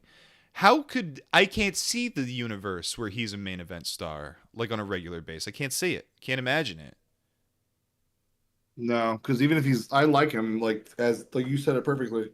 Where he's at, I think is perfect. Like his whole career, he's been almost in the perfect spot for his talent, his size, everything that he fits in. And they gave him he won a freaking heavyweight championship too. Like he got he had got his over runs. there, you and know? when he was there, he had no charisma. There was no reason to give a shit. Yeah, exactly. Yeah, he. I guess you guys are right. He was like a HBK meets Mr. Perfect, but without the charisma of either. I would put him. I might put him on par with Mr. Perfect. Like a lot of Mr. Perfect's charisma. I don't know. He did have a lot of natural charisma, but I do think that a lot of that was like the WWE machine behind him. Because when he went to WCW, like it's not like he was fucking doing parody songs about like about rap being crap. It's like that's not really gonna light the world on fire. Like it might be good for the undercard or whatever, but it's like you're not. I don't know. You know It's what not he really was? pressing. He was a hybrid of Mr. Perfect and Rex the Model Martel. That's what he was. I could see that. I'm a big Martel stan. One of the things with Mr. Perfect also is that we've heard him on commentary a few times, like after he stopped wrestling, and he's just like insufferable. I don't like listening to him talk. I don't want to hear him talk. Like if he's walking down the aisle and like chewing gum and shit like that, like there's a lot of charisma there. But you put a mic in front of him, it's kind of gone. And that's Like- pretty similar to Dolph. Like when Dolph comes out and like does his fucking swivel and shit, like I don't know. Again, he's got the performance and he's got the look. He just doesn't have the mic skill. He's got 2 out of 3. Oh, and the fourth man of this match, the Hotep Cuban himself, Cody Rhodes. Cody Rhodes was easily the standout of this match. Easily. He looked like a Horribly star. disfigured. This is undashing Cody Rhodes, where he had the mask on. What a fucking great And he had gimmick. people in the crowd wearing bags over their heads. Yeah, this is great shit. And they didn't even I didn't even remember seeing the bags. They didn't even show us that, I don't think. So I think they were No, like but- phasing it out. I did think I saw Chris Chan in the crowd, though. I saw Chris Chan shirt. I ain't even Trying. fronting. I did see the Chris to the Chan shirt right, pop David. up. Yeah, I was seeing that. The striped pole. Or the, whatever Did you the guys fuck watch it is. Yeah. Hell in a Cell? Where with his like nasty pec tear? A tail and a fail. I did not watch it. He wrestled despite tearing his titty. Cool. Yeah, he like basically there's some people wondering if he hopped on TRT because when you jump on testosterone replacement therapy, basically legal steroids, your muscles develop too quickly for your tendons and bones, and like that's why you have like in professional wrestling like the one guy whose like legs snap like a pencil, but in Cody's case, it seemed he was doing some sort of bench press variation. I think he was like either doing it from decline or wide grip, and he tore his left pec. So when he did the match against Seth Rollins, it was like this nasty, huge purple welt from his arm all the way to like most of his left chest, and his like nipple was like lower than the other one where he tore his pec. Yeesh. Like he Yeah, I just fucking posted it for demolished. you in a Bar and Grill, Yakov, so you can All right. see it. Hey, I'll pull that shit up, dude.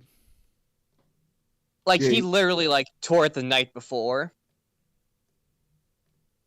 He Ah, definitely yes. got bigger. He's way bigger in that match than, I mean, this is 10 years ago, obviously, but even like, you know, when he was just last on AEW jumping off top ropes and shit, he's Yeah. definitely he's trying to get a little bit thicker for the E here. Yeah. For the big leagues. Is he doing well? Is he over his shit? Is he getting everything he Oh, deserves? This was a fantastic match. Like, But he doesn't have the it- title? Not Nah, it hasn't been long enough. Roman Reigns has a title, both titles, and he's off TV. Wait, with I an thought injury. I thought this match was against Roman. It shows that I know. Who the fuck did he wrestle? Seth Rollins. Oh, imagine There- giving a shit about a Seth Rollins match. All right, yeah, fucking this match. Who gives a fuck? No one will ever remember it. I hate Seth Rollins. I will say this though, because he wrestled with the torn pec, it got like mainstream attention on like Twitter, and also like they I don't know if this was on purpose or whatever, or if like the stars are just aligning for Cody Rhodes, but like he's slowly but surely building like a small but growing inferno behind him, and I'm proud of the guy. He is a I think star. He will be a star. He's gonna be the next undeniably. Yeah. big crossover. He'll be the next big crossover wrestling persona that, like, transcends the sport. Maybe, Yeah. but I think he is just inherently a star, and he has to be used properly too. Like you could just destroy him. Like WWE could do that. It's within their power. I don't think they will, but they could. They're gonna You have know him star in the next Marines movie that they do. Might You not know be that bad. Grade 7. Like, you know that Wesley Snipes movie where he like has to shoot somebody and it's like crying as he's pulling the trigger. It's gonna be us. Oh, when yeah, he wins Blade. the Senate Yeah. campaign. I love Blade. Fucking Cody wants to run for Georgia Senate as a Republican, and he wants to be a politician. It's Yeah, gonna be so sad when we see have it. to put him down. So do we have anything to say about Wade Barrett? I think all has been said. No, I think I just loved him as Bad you- News Bear. I thought it was fantastic. they mentioned he was wearing the shorts that are the color of the Polish Revolution. Yeah, Yeah, he was wearing like the insignia of Azov Battalion or whatever the fuck. I did see that. He had that Finnish Air Force symbol on his trunks. Yeah. So this match was boring as fucking shit. Cody's like, he stands out in it as the only guy who's worth a damn. But my God, was this match boring. Could have done without it. It sucked ass. Wade slammed to Bourne for 3. Gosh, what was this finisher called? The Wastelander or something like The that? Wasteland. Wasteland. Wade Slam. I don't know. I'm saying I've memed Wade Slam so deep into my brain. I have no idea what it was called. Wade Slam. So anyway, enter Christian Christian, one of those guys. Someone ran in. Heels beat down. Captain Charisma. Captain Charisma. Heels beat down Air Boom. Enter Sheamus. Sheamus is on fucking fire. This dude's so impressive in this era. We get the Come fella in like kick a to fucking Cody. car bomb. Dude, Just Sheamus was so badass, and like this is like right after they pushed him to the moon. They had him debut, like by winning the title from Cena or whatever the fuck, and everyone hated him. But my God, was this guy good? I'm sure he still is. The heels scatter. Dude, right now they have him what's the name of that current faction he's in with Pete Dunne and I don't know. Give a crap. they're called like the Brawl something. The Brawlers or whatever. It's like and he's like angry the whole time. The one dude, they just like doesn't he just like bug out the entire time and everyone Yes, says that they're not Pete Dunne. using him They the right renamed way. Pete Dunne to Butch. Yeah. And he's just this Terrible short name. little dude that goes ballistic on black people. I'm not even kidding. Like, they'll finish a match, and then he'll just come in and just start beating the shit out of the guy that they just won against. Nice. And they have to, like, pull him off him, and they have him being, like, a mad dog. So we cut to Stantler and Waylord. They're doing the Stantler and Waldorf. They're doing You really have Pokemon on the brain, don't you? They're doing a what? They're like whatting each other or whatever. It's kind of funny. Whatever, dude. I got a slight chuckle out of it. Dude, Jerry the King is loving all this Muppet shit, though. Yeah, well, if He he's is loving marking it, out you know it's a problem. Because the only thing he loves is like naked children. And Coca-Cola. That's true. That's true. It gave me an idea though for the Gathering of the Juggalos. Like, I want to go there with my fucking loudspeaker, and I want to be like, I want to just list off like, so I was doing drugs today. I was doing ketamine, What? cocaine, What? MDMA, What? LSD, What? mushrooms, What? juggalette pee, What? electric No. fago. What? Oh, dude, imagine that at the Gathering and the loudspeaker. It'd be dude. so funny. Just getting a pop from that crowd would be an accomplishment. I'm gonna do it. We're going to the Gathering. Bloody Mania 15, baby. I'm gonna be at Bloody Mania 15. So Oh, dude, be sure to tell Greg the Hammer Valentine I said what's up. I will. I will. So they're doing JCW tryouts at the Gathering, and the winner of this thing gets to be in the opening match at Bloody Mania 15. Yakov, it's time to put your training to use. I have 1 been week to you training. did. I have done training. what I've I'm done saying. a tryout. I've done one tryout, is what I should Exactly. say. And I fucking Oh. pissed blood for a week. Yep. Anyway, where were we? We get Johnny Ace backstage. Enter CM Punk. He wants his goddamn title shot. Ace says he can get it if Del Rio agrees. Punk says it seems Oddly fair. reasonable. I think it's Oddly interesting reasonable authority figure. when Punk walks in. And he's like, "You texting? You texting, son?" And it seemed like some kind of call to like foreshadowing to the Kevin Nash bit where he's like, "Stick 'em," because I don't think that happened yet. Maybe it did happen. I have no idea. So this is actually Does brought it up later in happen? the show. Yeah. So like they brought up how, Nash had attacked Triple H later on in the show and how they have officially signed Nash up So to this be, is before the Punk Nash thing. Yes, it's for Punk and Nash. It's Okay. Triple H and Nash right now. So it's This is a big deal. foreshadowing. The texting is foreshadowing. Who do you think he's texting Kevin Nash. right now? Yeah, Okay. stick 'em. Stick the winner. Dick the winner. I mean, he's not- texting, son. You doing the I mean, text? he's not texting Scott Hall, that's for sure. That's true. Oh, sad. So we get a too drunk to see his phone at the time, I guess. But fucking Tyrus Vignat. Fucking Just Tyrus just released a new book. I think it's about like Fox News bullshit. If I had to guess, all the Fox News conservatives were like talking about it, and he's always on Fox News, right? Brutus. Brodus Clay. Yeah, that was his name. Brutus Brodus Clay. Beefcake. Brutus Beefcake, the barber. Brutus the Booty Man, Dude, Furface. Man, it was so good, dude. I don't know why I liked it. So we're- I bring it up every time, but the anthrax scare story that he tells is still one of the funniest goddamn things ever. What's the anthrax story?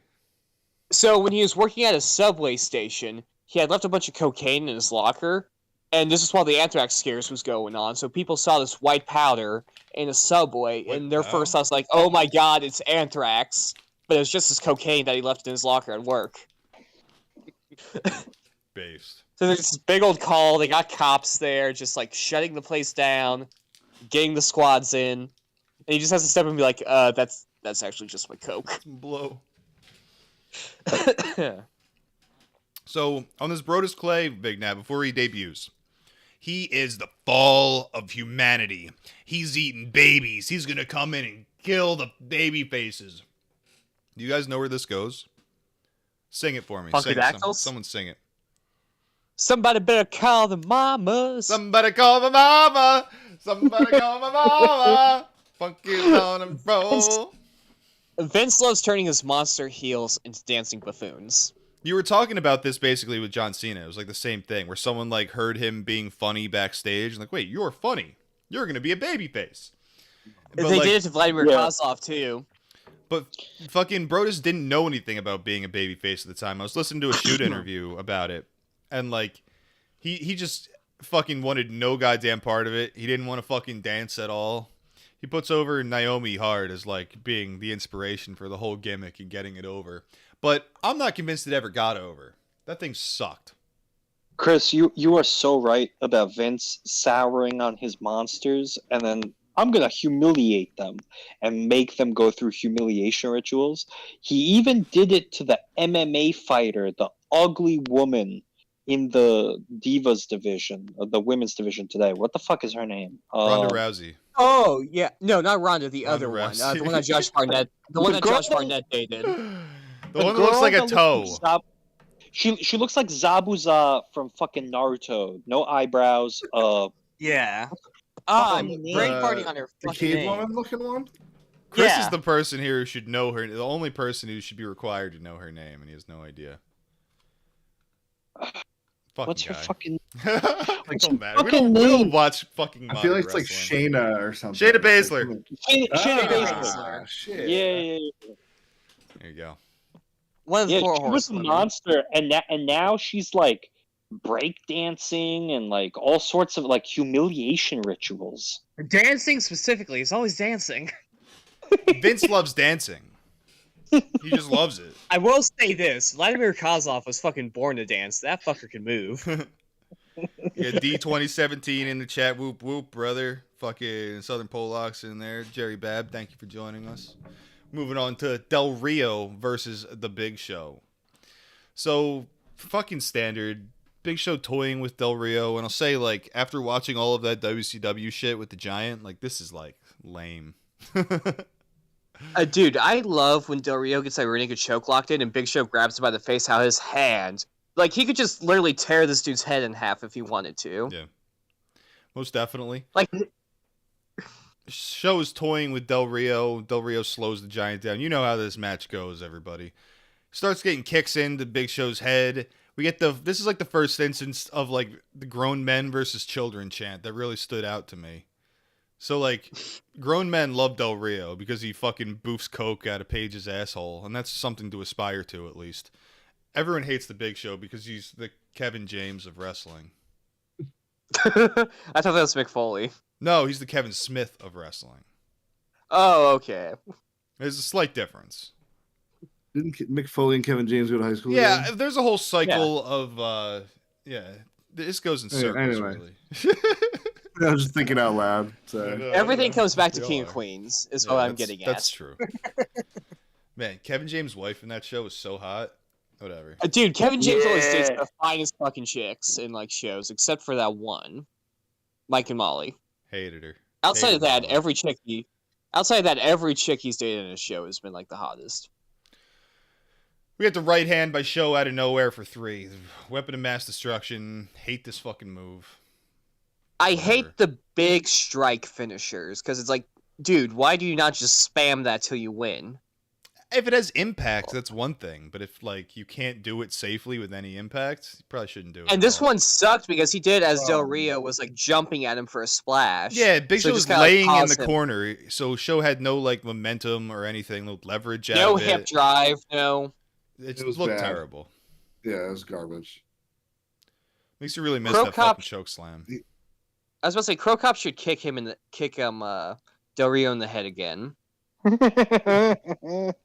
Dude, his choke slam in WCW when he would go all the way to the ground was so sick. Oh, dude, Yeah. the choke bomb is Just a You know- fucking because it wasn't You know- a joke slam. It was a full blown move.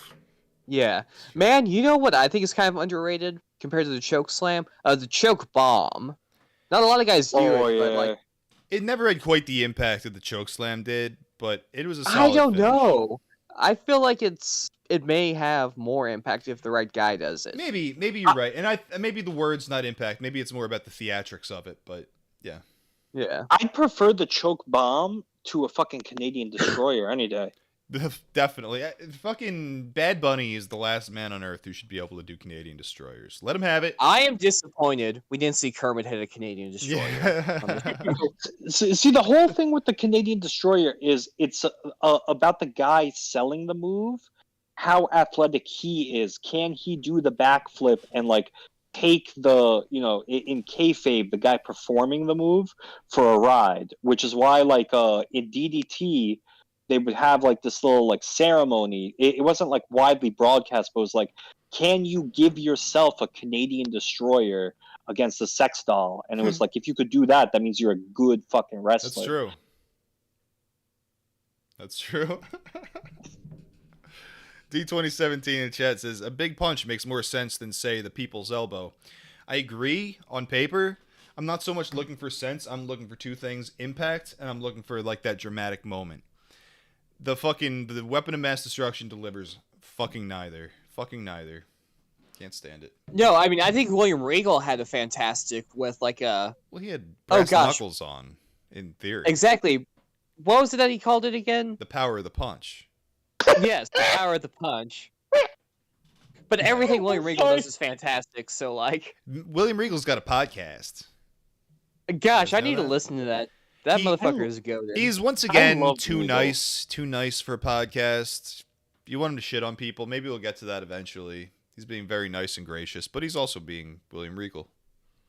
He's not being Mick Foley. Mick Foley's got a podcast. I'll never listen to that fucking thing. Fucking dude. This dude on Twitter, I just can't stand I don't mind if my childhood hero is like a bleeding heart liberal. Like I really don't care. I'm not that invested in my celebrities enough to really give a shit about that.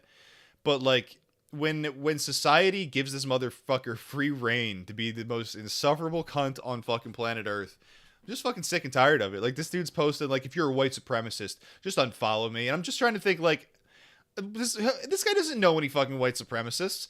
Who's the one Klansman in his hood, like on Twitter with his like Mankind poster, as like a tear running down his fucking cheek?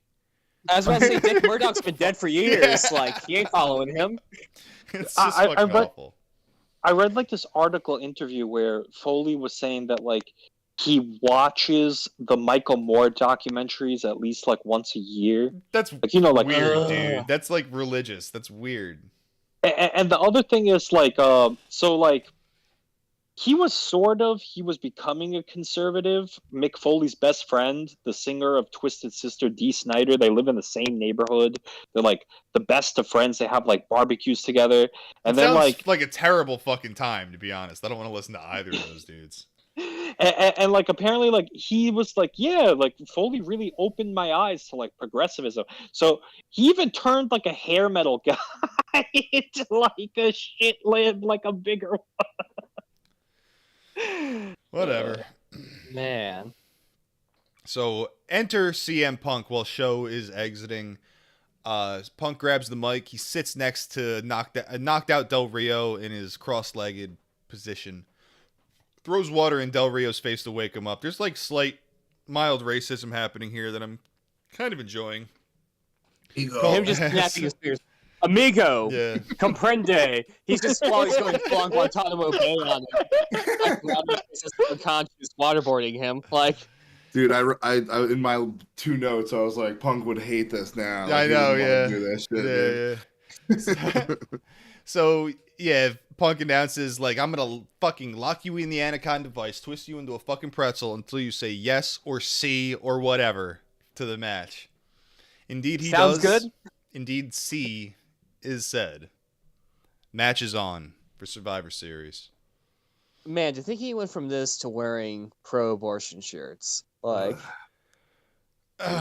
Whatever. honestly, you'd be great if Schnitsky made a comeback and wore pro-abortion shirts. I'd be all for Yeah. that. That'd be fucking great. Dude, and it's just like I get it. Like nothing about modern wrestling is geared towards me. I've accepted it, so I try not to fucking dwell on it. I don't relate to a single bit of it. Whatever, CM Punk. Whatever. Just be a shit heel, god damn it. If he's a heel, then he can be like, fuck Ukraine on national TV because he's a heel. He's a bad guy. He's allowed to do that. You have so much more freedom when you're a heel. That's true. D2017 What? says Foley is terrible. He used to bring his kids to his matches where he'd get beat to hell while his kids cried in terror. That's true. Dave the Impaler says the mom of one of my friends growing up made us stop hanging out and tried to get the police involved because she saw me chokeslam him off the top of her minivan. That's awesome, dude. That's The so real sick. shit. The real shit. One time I chokeslammed my buddy on the trampoline. And he landed right on his fucking neck, directly on that motherfucker. He got up and he had a bubble on his forehead. It was weird. Oh, did he hit like the edge of it, or No, I don't. It didn't. It wasn't like a knot. It was like a bubble with the like liquid. It was weird. I don't know like- what the Right. fuck happened. I can't explain it to this day. It was fucking bizarre. There's no medical explanation. So what you're saying for is this. ban assault trampolines. Yeah. Is what you're getting at. Yeah. I don't know why a carny thinks I care about their politics, D2017 says.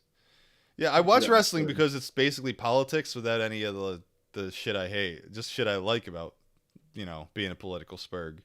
It's all these like separate camps and there's all this backstage shit going on and I don't know. Same shit, really. Gonzo and Fozzie Bear. The fucking Yes. I was like really looking forward to these two. Enter Both Swaggy of them. Ziggler, Swaggy Ziggy and Vicky. What's that, Chris? Oh, I was about to say, and also apparently at this point, Miss Piggy is voicing the voice actor for Miss Piggy is also doing Gonzo and Fozzie. Man, when is Fozzie gonna get over so Chris Jericho can retire? I thought Fozzie's been over. He only has one song. Hey, waka waka. So Swagger and Ziggler break both of Gonzo's arms and then jerk him off since he can't do it himself.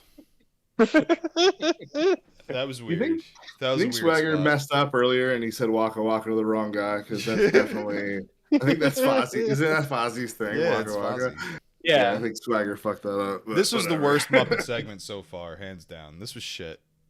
Bad Yeah. segment. And Gonzo's pretty underrated character. I love too. Gonzo. Dude, Yeah. I'm a big Muppet mark. I always watch Muppet Family Christmas every goddamn year at Christmas since I was a little kid. Big fan of Muppet Family Christmas.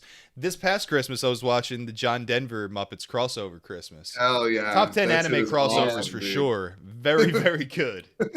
Dude, Hell I'm yeah. constantly quoting. What was the name of the Muppets movie where they figured out Gonzo was an alien? What was the exact name of that one I don't again? know. I don't remember the movies. I don't remember watching them. There's this one bit where Pepe the Shrimp and Kermit are disguised as doctors in this Pepe? like secret government lab. Pepe? Yeah, Pepe. Dude, there's always a Pepe. Always lurking somewhere. Until you when God you least damn it. expect them, This your guy's favorite causing wrestler a lot of dies. pies. Wearing little hats. He killed Jim Henson too. He did. But yeah, they were both disguised as doctors, and they were into these other doctors in some lab, and they're like, "Oh, doctor, doctor, doctor, doctor, doctor."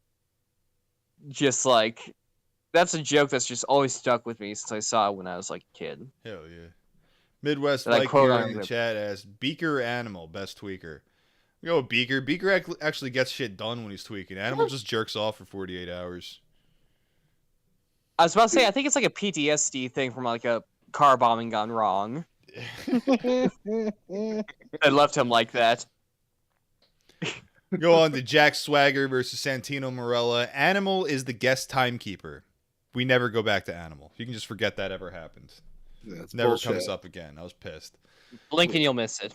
Santino is massively underrated, I think. He's so good. And this is like classic, like what I'm talking about when you're like a jobber and you're just kind of the funny guy, but like Yeah. kind of the star of the show. Yeah. Yeah. He was a big fucking deal in this show. He was used well. He looked fucking great. Everything he did No, was either during this funny or era, he was a athletic. constant. He was a constant during this era. Yeah, he's kind of like one of the pillars of the WWE, if you will. He spoke well. He looks good. He does that like thing where he like talks all weird in the Italian accent or whatever, but it's just like it flows well. And when he's on the screen, people are literally they're all just listening the entire time. Like nobody's trying to cut him off or anything. Yeah. And he's named after what's his name? Gorilla Monsoon. Bruno right? Sammartino. Yeah, that Morello was Gorilla's surname, I believe. Was so the Santino part a reference to Bruno Sammartino? I have no idea. Maybe that kind of makes sense. They're both Italian. Yeah. They're both the But first no, and African-American again- champions. But no, and when they had like a Santino debut, in his debut match, he beat Umaga for the Intercontinental Champion, like during the peak of Umaga's like run. It was one of the best debuts of all time, probably. It was really good. And especially to set up for this character, that was done perfectly. Because because he was literally just a guy from the crowd in Milan, Italy. Like that was the story. He's just an asshole from the crowd. You can't just bring him in as like a threat. It doesn't work. You couldn't book that right. It'd be stupid. But to bring him in as this comedy guy works fucking wonders. Gosh, him and Beth Phoenix's dynamics when he was Santina, like Yeah. just all sorts of classic moments with him. There's a good YouTube video of him just making everyone break character, like Vince, The Rock, like everybody. Like he was genuinely fucking good. So enter Scoobert, who has the energy drink. Santino uses said energy drink. He can't drink it. It's disgusting. So he ends up accidentally misting it all over Swagger's eyes. And he rolls up Swagger for the 3. Wait, that's Beaker apparently, not Scoobert. Is in my notes. Yes, that's bigger. Where did Scuba's such a Scoobert funny come name to from? keep saying that. It just sounds Where did sounded right. I don't know. Because I think fucking because I used when I was a kid, I used to watch Muppet Babies. And the ones that wasn't even based on the same guy. Fuck. I was trying to think like if he was in Muppet Babies, what his name was, because I remember that shit No. more than I remember. That dude was barely in the Christmas specials. I don't remember him that well. Got to be in the Christmas specials, so I don't remember your name. I was trying to think of like Skeeter or whatever, because that was a character. Oh, okay. Yeah. And Wait, you know, wait, Scoober is Scooby Doo's real first name. Yeah. That's true. Anyway, getting off that. Man, the fact that they Oh, ever had man. Scooby-Doo guest host. Dude, Freddie Prinze Jr. was a fucking writer on the goddamn thing. Something tells me that Oh! probably happened at some point. Oh, dude, speaking of Oh my Scooby-Doo, God, I actually good have the point. best idea for the next Scooby-Doo WWE crossover film. Ooh. Scooby-Doo and the Phantom of the Benoit Opera. That's Well, they- amazing, dude. That's Make it a brutal. musical. Yeah, Make it a WWE Hall of Fame theme. You can have all the legends there. And you just have the ghost of Chris Benoit wreaking havoc for not being Oh recognized. my god, dude! I can Make it a just musical. I can think Make of it an all of this. opera. So everyone's like, they're blame. The idea is like this is haunted by the ghost of Chris Benoit, and they go in like spooky ghost Chris Benoit. But then like fucking Kevin Sullivan shows up, and you're like, God, it's weird that Kevin Sullivan's here too, and that's the red herring. And they take the mask off the ghost, and it's Pepe the dog. Exactly. And here's the thing. You can have the Steiners there, because again, it's a Hall of Fame thing. Now that the Steiners are in the Hall of Fame, you can have Rick eating Scooby snacks, talking like Scooby. That's It's really perfect. good, dude. It's perfect. Come on now. Hire me, Warner Brothers. well, they already did do a Scooby. They did a crossover for the was it Scooby Doo and the Secret of the Higher Power when Vince was revealed as the Yes, the Howard Power. yeah. Yeah. yeah Howard Powers is Attorney at Law, yeah. Howard Power. So we move on to U.S. champion Dolph Ziggler versus Zack Ryder. This is pretty good work. This is probably the best work on the show. It's a good fucking match. This shows Zack Ryder's kind of, I want to say, vicious side, edging on that. Zack Ryder would never be able to beat anyone except for Dolph Ziggler in like his entire career. It seems like, right? There was like a moment where they're like, "Oh my God, Zack Ryder's over." They put the fucking U.S. title on him. This is him moving up. No, he beat Ziggler a couple times. That was like literally it. Well, the funny thing about the Zack Ryder like situation was, Vince is always telling people, grab the brass ring, get yourself over.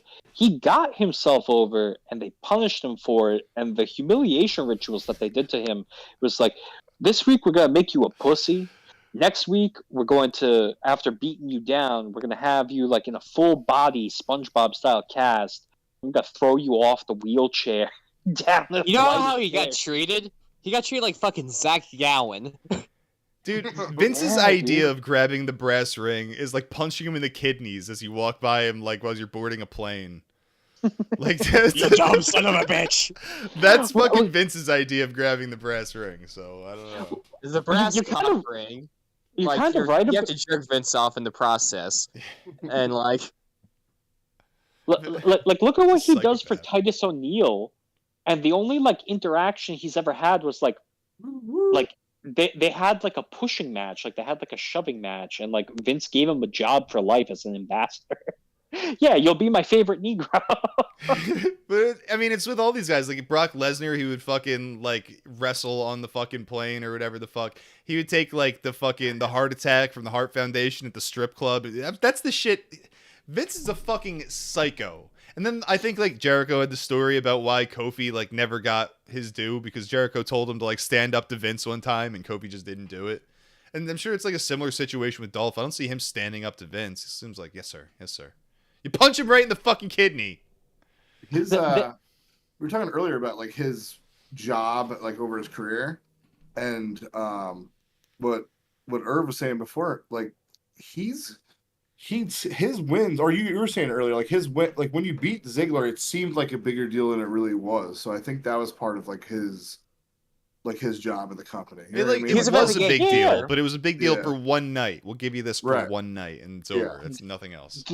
The jobber to the stars role, and like Yeah. Cody Rhodes found himself as a jobber to the stars, and he was like, you know what, I'm just gonna walk away, and I'm gonna turn. Like when you find yourself in that situation, that's when you have to like walk out of the company and be like, I know what I'm worth, and then Vince is gonna want you more, like a BPD girl. It's like, if I can't have you, then no one can. Like you have to like put your foot down in that situation, or else you're going to be the one that gets like used Yeah. and thrown away. Yeah, you're under someone You else's just gotta foot. leave. You gotta leave the WWE, act like you're self-worth, hop on a steroid cycle, and then Vince will be all over your ass. Like, And then turn Indian in like one night. Turn Indian. Yeah. Then you'll be pushed to the moon. Get on Trenbolone and become Indian. my God, So look at back, that tasteful olive skin, that vascularity. Get into these overalls right now. back to the action. Zack Ryder catches Ziggler with double knees, and he goes for a pin. The ref doesn't see that Ziggler has put his foot under the rope. The bell rings at, I guess, a 3. Is this a fucking botch? I think this was a botch because it didn't make any fucking sense, and Ziggler barely got his foot under there. Yeah, because then obviously what happens next? He wins anyway. So Yeah, they just I mean, restart dude, the match no without even doing a restart. Just being like, oh, fuck Is it. the Still going. timekeeper not in on like the finish? Like, what's the deal? It with was this when this Animal. good point. Yeah, I was thinking the fact that Animal wasn't just ringing the bell throughout the entire match. that would have was been a the funny missed bit. opportunity. That would have been funny as shit. Everyone gets confused. They're trying to do the match, but it's just chaos because they can't stop Animal from ringing the bell. Like, that's funny shit. Every two they count, take him he just away- keeps hitting it. They take him away at some point, and he rushes back Ah. and hits it anyways. That would be so good. So, I wish they could- again, the you have to Muppets are do- so fucking funny. You need like CGI Like, legs on them so you can't see the puppeteer. Dude, I was also really impressed with the puppeteering throughout this. Oh, well, like it's with the the fucking Beaker when he was Muppets, dude. ringside. And the Muppets, as far as like their comedy and their personas, might not always be in their prime, but like the puppet work is always going to be top tier. How do you think it looked in the arena when Beaker was handing the drink over to Sam? That's a good point. That's what I want to know. I'm sitting here looking at this like, wait a second. What the fuck, dude? I didn't I even want to think know how about this that. translated. Maybe Which is why Sweetums would have been perfect because Sweetums was always a guy in a suit. like okay, what you got to consider here is that this is on the ring apron. So it's very easy to be under the ring. Yeah, the hardest part of the ring. So it actually makes it a lot more difficult. But all they have to do is stick their hand up under the apron from under the ring. Oh yeah, because you can go between it, right? As opposed to going around. Yeah. Oh, that's actually pretty good. Yeah, no. I love that. That's so fucking funny. So it'd be goofy as shit, but I think that works. Dude, I would be laughing my ass off. I would actually I love love to see it. the logistics. Yeah. Thinking about it now, I would actually love to see the logistics behind this episode. Dude, this episode gets better every time I watch it. Dude, It's the you're third gonna time be I've fucking watched it, Sisyphus yeah. rolling that boulder up the hill. Next week we're gonna review the same episode over again forever. And then we're going to review some Muppets movies. Yep. I have That's no fine. interest in the movies. The high production values actually kill the Muppets for me. I like the fucking the really low budget shit, like John Denver and like the Muppet Show and all that shit. The Muppet Totally Show honest. was on a whole other There's like level. a wooden cloud in the background of each like scene, just like flouting by while they're Hell singing. yeah, It's dude. like- Great shit. So Ziggler takes a Rough Rider for the 3. Fucking that's it for Ryder's run, I think. When was Kane? I think Kane was like 2014. So he's got a little bit before he's totally fucking murdered. Right? I think they 2014? put him on a shelf for a bit, don't do anything with him, and then Kane comes in and just ruins his life. That's true. And John Cena cucks him. Oh my god, I can't believe they booked that. Unbelievable. So we get a Kevin Nash versus Triple H video package that nobody could possibly give a shit about. Who could fucking care about this? And everybody knew it at the time. And like, what happened after this? I don't know. I don't remember. Nobody cared. I mean, all I know is Kevin Nash is the highest grossing WWE champion of all time. Like, Hell yeah. So Nash beats Triple H with a hammer, kind of stealing Triple H's gimmick. It's the sledgehammer. I don't know. This is all lame fuck around. This is the point where everyone was totally sick of Triple H. Miss him now though, man. Not me. Really? What's there to At fucking all? really miss? Like we've gotten everything we could possibly get out of Triple H. We got the corporate shit. We got the DX shit. We got the early Goofy days. We got the fucking his like original main event run against The Rock. We got the Mick Foley stuff. We had him like the top of the fucking business with Shawn Michaels and all that shit. Fucking the Taker matches. He's good, dude. Yeah. I There was really sick was of it. nothing left. There was nothing left to actually happen with it You at put all. over like fucking Austin Theory now. Like I don't want to see that. No, Yeah. you're right. I mean, I just miss Yeah. him because I think he's fucking. Oh, you I mean think Vince's Yeah. new son? Yeah, he passes the torch. Vince and Shawn Michaels had a kid, and it's Austin Theory. Have you seen that Bro- picture with Austin Theory smiling and they're like, man, this new Fiend mask is fucking wild. Brian, like 2 years ago, we were doing like a stream, and Yakov put it perfectly. He was like, I didn't really like Triple H when he was around. I sort of appreciate him now, but I don't want to see him anymore. And like, I do think that's appreciate it. He's got a lot of classics, but watching him week to week was twisting my fucking arm. And it's not even. I'm not talking about 2005. I'm not talking about 2011. I'm talking about fucking 2001, dude. When he would just go over the Rock every single fucking show, every time, always. Sucked. You expect Triple H to let a black man go over? Come on now. And the Mick Foley shit pissed me off when I was a kid because it was such a Mick Foley mark. I hated Triple H.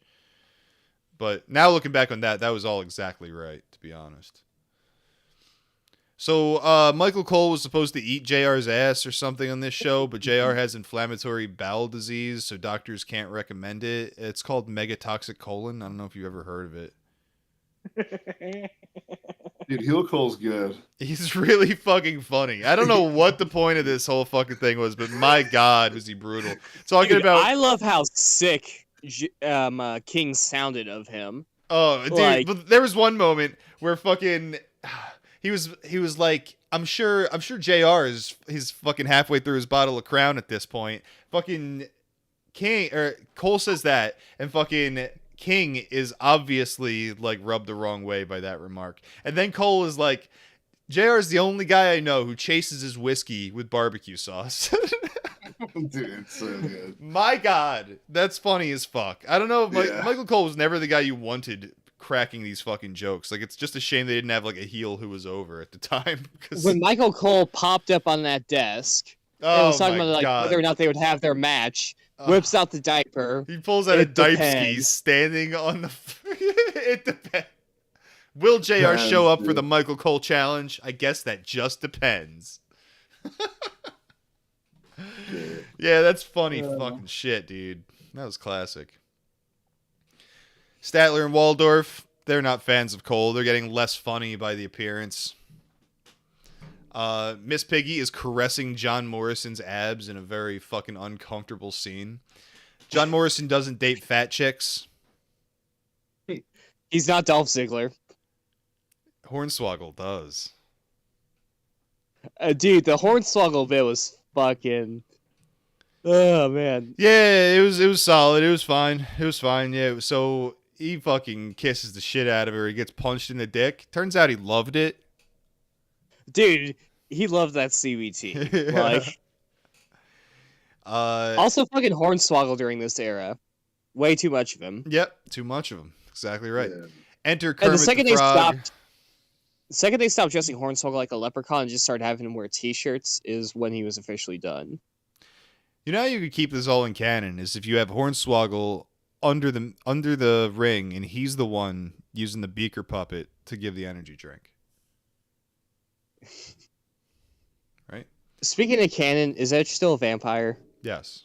Well, not anymore. cool. Not now that he Okay. quit the he's fucking the pissed. Edgesters or whatever, the Edgeheads. So The Edge Lords? Yeah, the Edgelords. whoa. Anyway, enter Kermit the Frog, enter Cody Rhodes. Kermit gets a bag in his head. That was funny. It was I kinda actually funny. really appreciated Cody's delivery on that.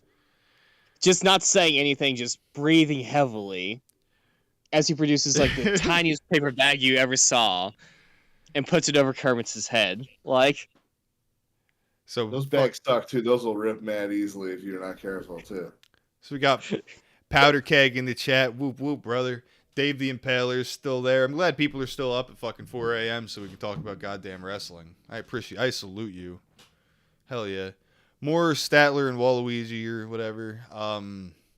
Miz versus Cena. Our main event of the evening.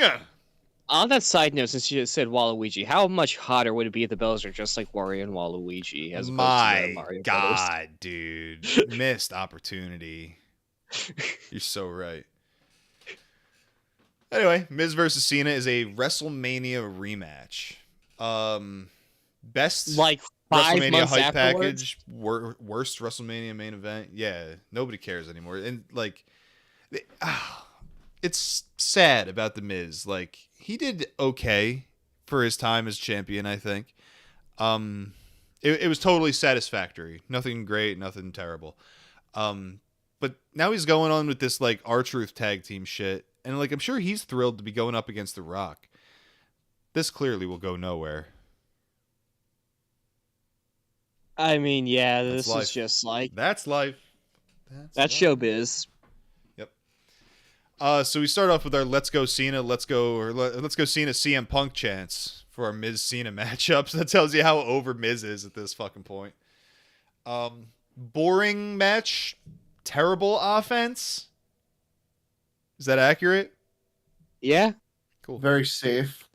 Incredibly safe. Everything looked like shit. Every goddamn thing they did looked like fucking garbage. Hated Cena during this era.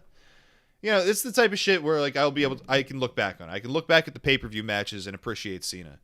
Fucking week to week, I'd rather shoot Oh myself. my god, dude. It's so bad. It was just insufferable. And it hasn't gotten that bad yet. It gets worse. So we're fighting outside. Fucking Scream guy who just happens to have black skin grabs Cena from the crowd. Like a lot of we didn't say this. A lot of the crowd is in costumes. So yeah, we get the guy dressed as like Ghostface from Scream. He has black skin. Keep that in mind. Very dark. He grabs Cena, and then Miz gets the advantage. Oh, actually, never mind. Cena wins with an STF.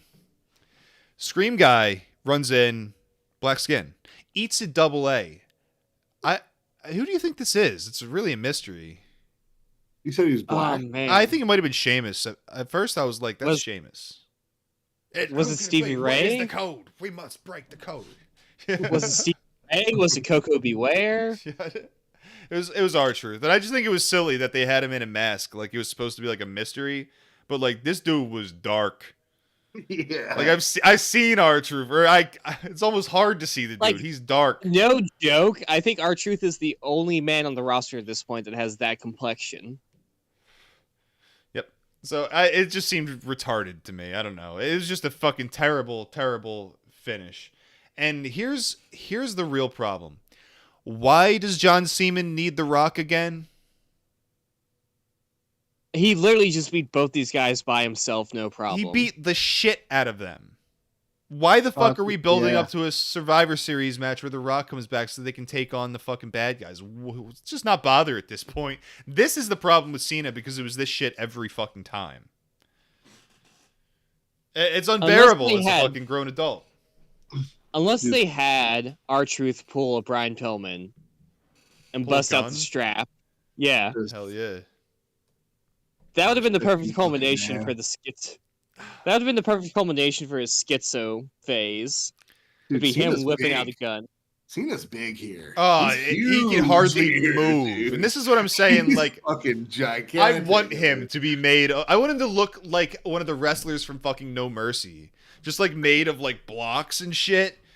I love it. I love it. And I don't want him to be terribly fucking mobile. And I'm not asking much. Like he can just do clotheslines and slams over and over again. I just want the shit to hit hard. Dude, have you seen him recently, like Peacemaker and stuff? Yeah, he looks weird now. He looks like he has AIDS. He's still jacked, but it looks like he has AIDS. He has this weird bloat to him now, where it looks like he's inflated, kinda. Sure. He's a weird-looking dude now. Yeah, he's a weird dude. Didn't he just come back? He's coming back 27th or something like that. Someone posted something. No Roman Reigns. What the fuck do we do? Start throwing money at John Cena instead of build a new star? I mean, all their big stars right now are hurt. Like, Cody Rhodes is going to be out for like almost half a year with his pec. Who are their big stars? Let's list them off. That's a serious dude, Veer Mahan, the baseball player. It's Brock Lesnar, Roman Reigns, Cody Rhodes. Bobby Lashley should be in that equation. Yeah, he should but be. He's not. He ain't up doing there. with Omos or whatever. That's so dumb. He already beat The him. Osmosis Jones feud is just dumb. They should have had him lose to Omos, right? Like, what the fuck? It depends how you book it going forward. If Bobby Lashley is a total afterthought and you still want Omos to be around, then yes. In my mind, you have Bobby Lashley go over and you continue building him as a threat. Yeah. Doesn't look like they're doing that. So, I don't Whatever know. happened to General Butt Naked? Yeah, that's a good question, actually. We were really looking forward to General Butt Naked. He had a lot of potential. The Polish black guy who was from Africa. Yeah.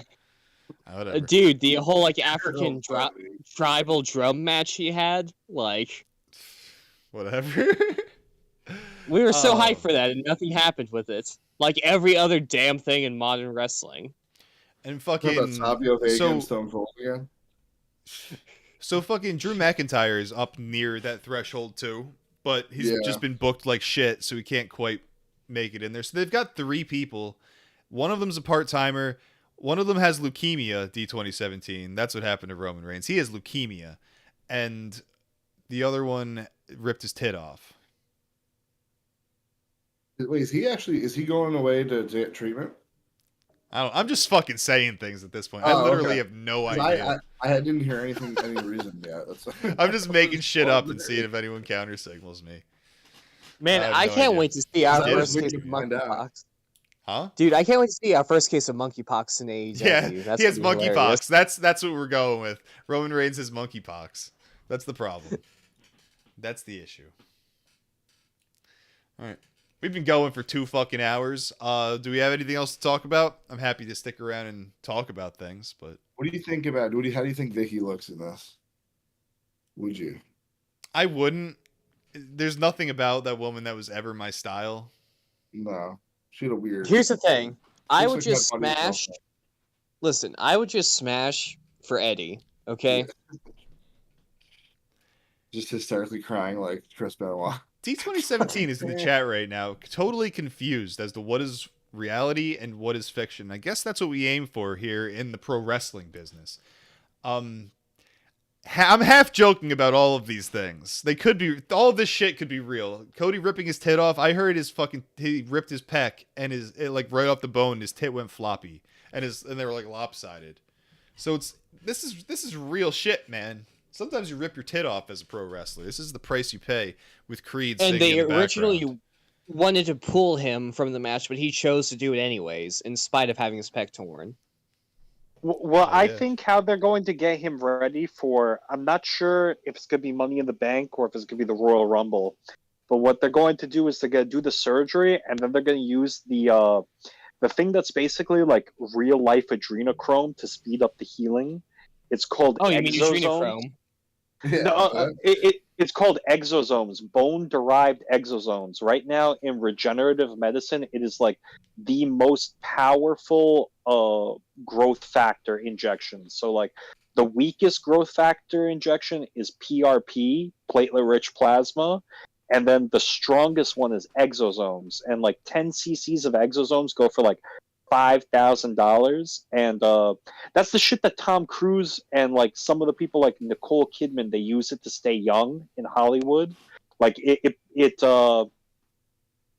cures balding on some level. Like it's a big growth agonist for like hair growth, but also Shit, like yeah, if if you get it injected intravenously, it Into repairs my your dick. eyes. Oh, dude, people get it into their dicks and their pussies. Gracie, It's, they do it. It's real. No, Gracie in chat. I want that young, so you get that young dick. I want that young looking dick, dude. for men it's called a P shot, and for women it's called an O shot. And for women it cures the inability to have an orgasm and also cures vaginal dryness. But for men, what it does is it's an alternative to Viagra, and supposedly you can get up to an inch erect. Like you can get like an extra inch on your dong.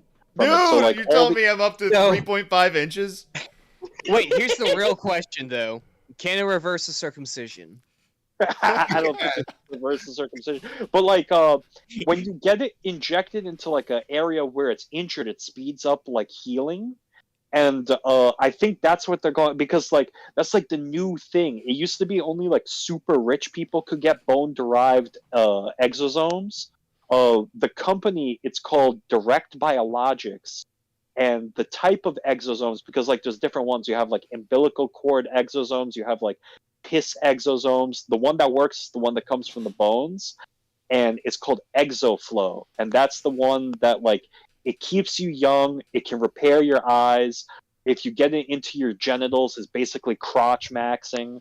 Like, sorry Now, for like, is this a cadaver thing, or are they getting this from like live donors?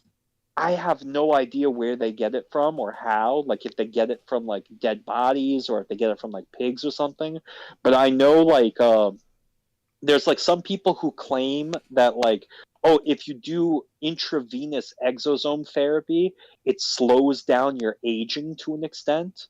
So like That's doing shit on a cellular level. yeah, well it's what exosomes are in the body. It's like the messengers between cells. So like the bone derived exosomes, the exoflow, it was originally created as like a cure for, not a cure, but like as a hair growth agonist. So like to regrow hair cells, but like they found that has like all these other uses for like repairing injuries, sexual dysfunction treatments, keeping you young, repairing your eyes from like ocular damage. Some people are saying like, oh, if you have ruptured eardrums, there's like a small little micro injection that you can get of the exosomes to like literally repair your ears and hearing. It's expensive as hell right now, but I think in the future you're gonna see like a lot of like medicine built on. But like at the moment, it's all like super rich ghouls and like politicians and shit using it. That's why like people will say like everything that people say adrenochrome does, that's what bone derived exosomes actually do. And it's like the scariest fucking shit. It's like, so wait, are they like kidnapping children to like, get it from their femurs or something? That do sound about right. I wonder how many kids go missing from WWE shows. Yeah, on they got the average. tunnels in Grand Rapids, the storied Grand Rapid tunnel system. Yo, guys, sorry for like manically talking about this, but it's like Oh, that's whenever, whenever like the topic like comes up, or I can like some people are like super into the missing 411 or like boulder fairies. For me, it's like exosoming killing people. Oh no, we all got to exercise our tisms here and there. Like, nah, right. man. You know, go ahead, Yakov. No, you. I'm gonna wrap it up whenever we're all finished here. Feel free to. Okay, I was just about to say, like, on the topic of circumcision, it's wild, right? My doctor botched mine, and actually only wound up with extra. Called a 5 skin.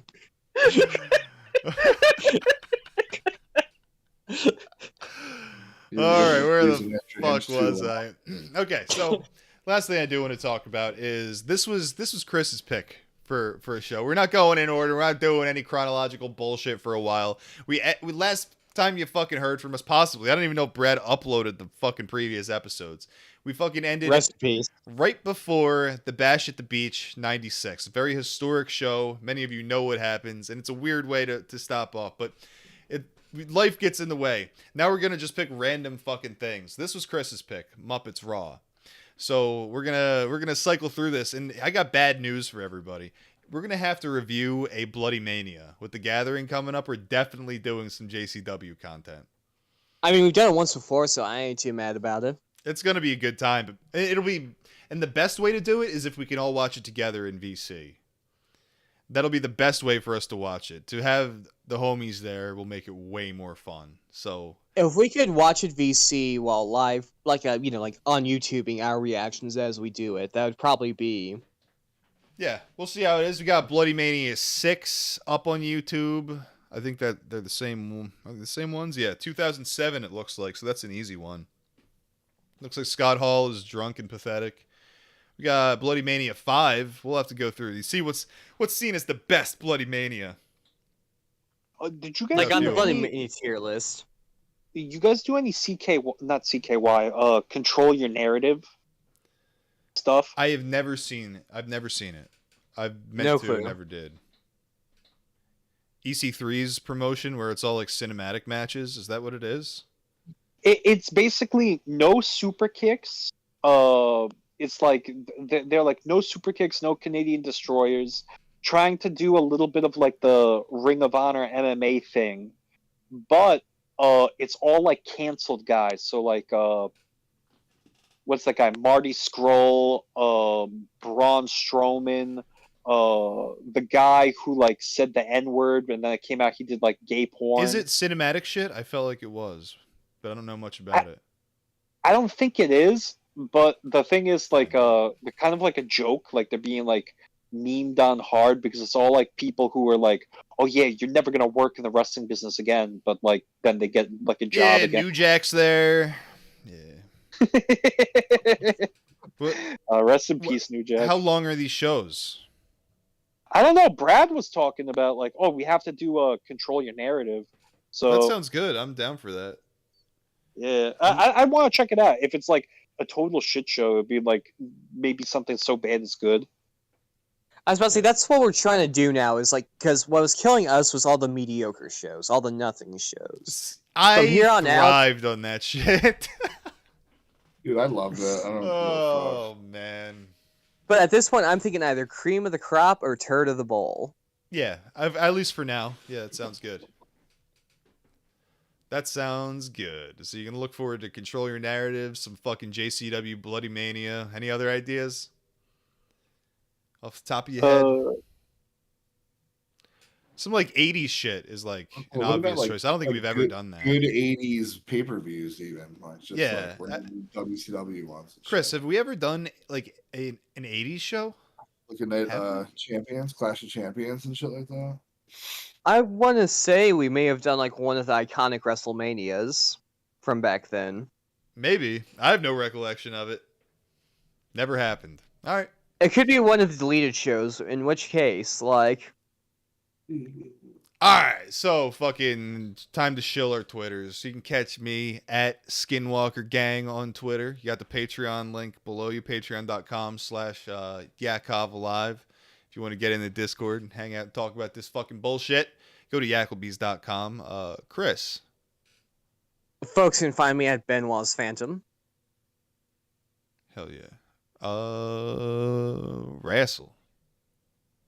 I'm at Wrestling Right with an N, no G. At Wrestling Right on Twitter. I'm also Brian Pillman, Loose Cannon. Based. At you. Irwin. I'm gonna deactivate Irwin eventually and switch over to the other account full time. And from now, like the next show, probably I'm going to be going by my other name going forward. So All right, we'll get guess- that all sorted out by next time. That sounds good. yeah. Now, you know, Irwin, Irwin. you better like change your voice and act like a totally different person when you switch accounts. Yeah, was- whole new gimmick here, and if you can make it work, it'll get over, dude. 21 Guns. I do have. I did like this entire episode off my phone, but like I brought my laptop with me here, but on my desktop I have this French program that like lets you like edit your voice, like it lets you do like a voice filter real time. Ooh. It's like something I can't pronounce the word. Yo, dude, so many people here speak French, and like it's like, fuck, no one in What's America. up with that? In France? What's up with that? Why the motherfuckers be speaking French? Well, see, like, French is spoken inside of fucking France, Belgium, and where I'm at right now, Luxembourg. But like Luxembourg is weird because it's like sort of like the Manhattan of Europe. It's like imagine Grand Manhattan Rapids without... of Europe. It's like imagine Manhattan, but without like if you cut the black population by like 90%. And it's all like right, that's the end of the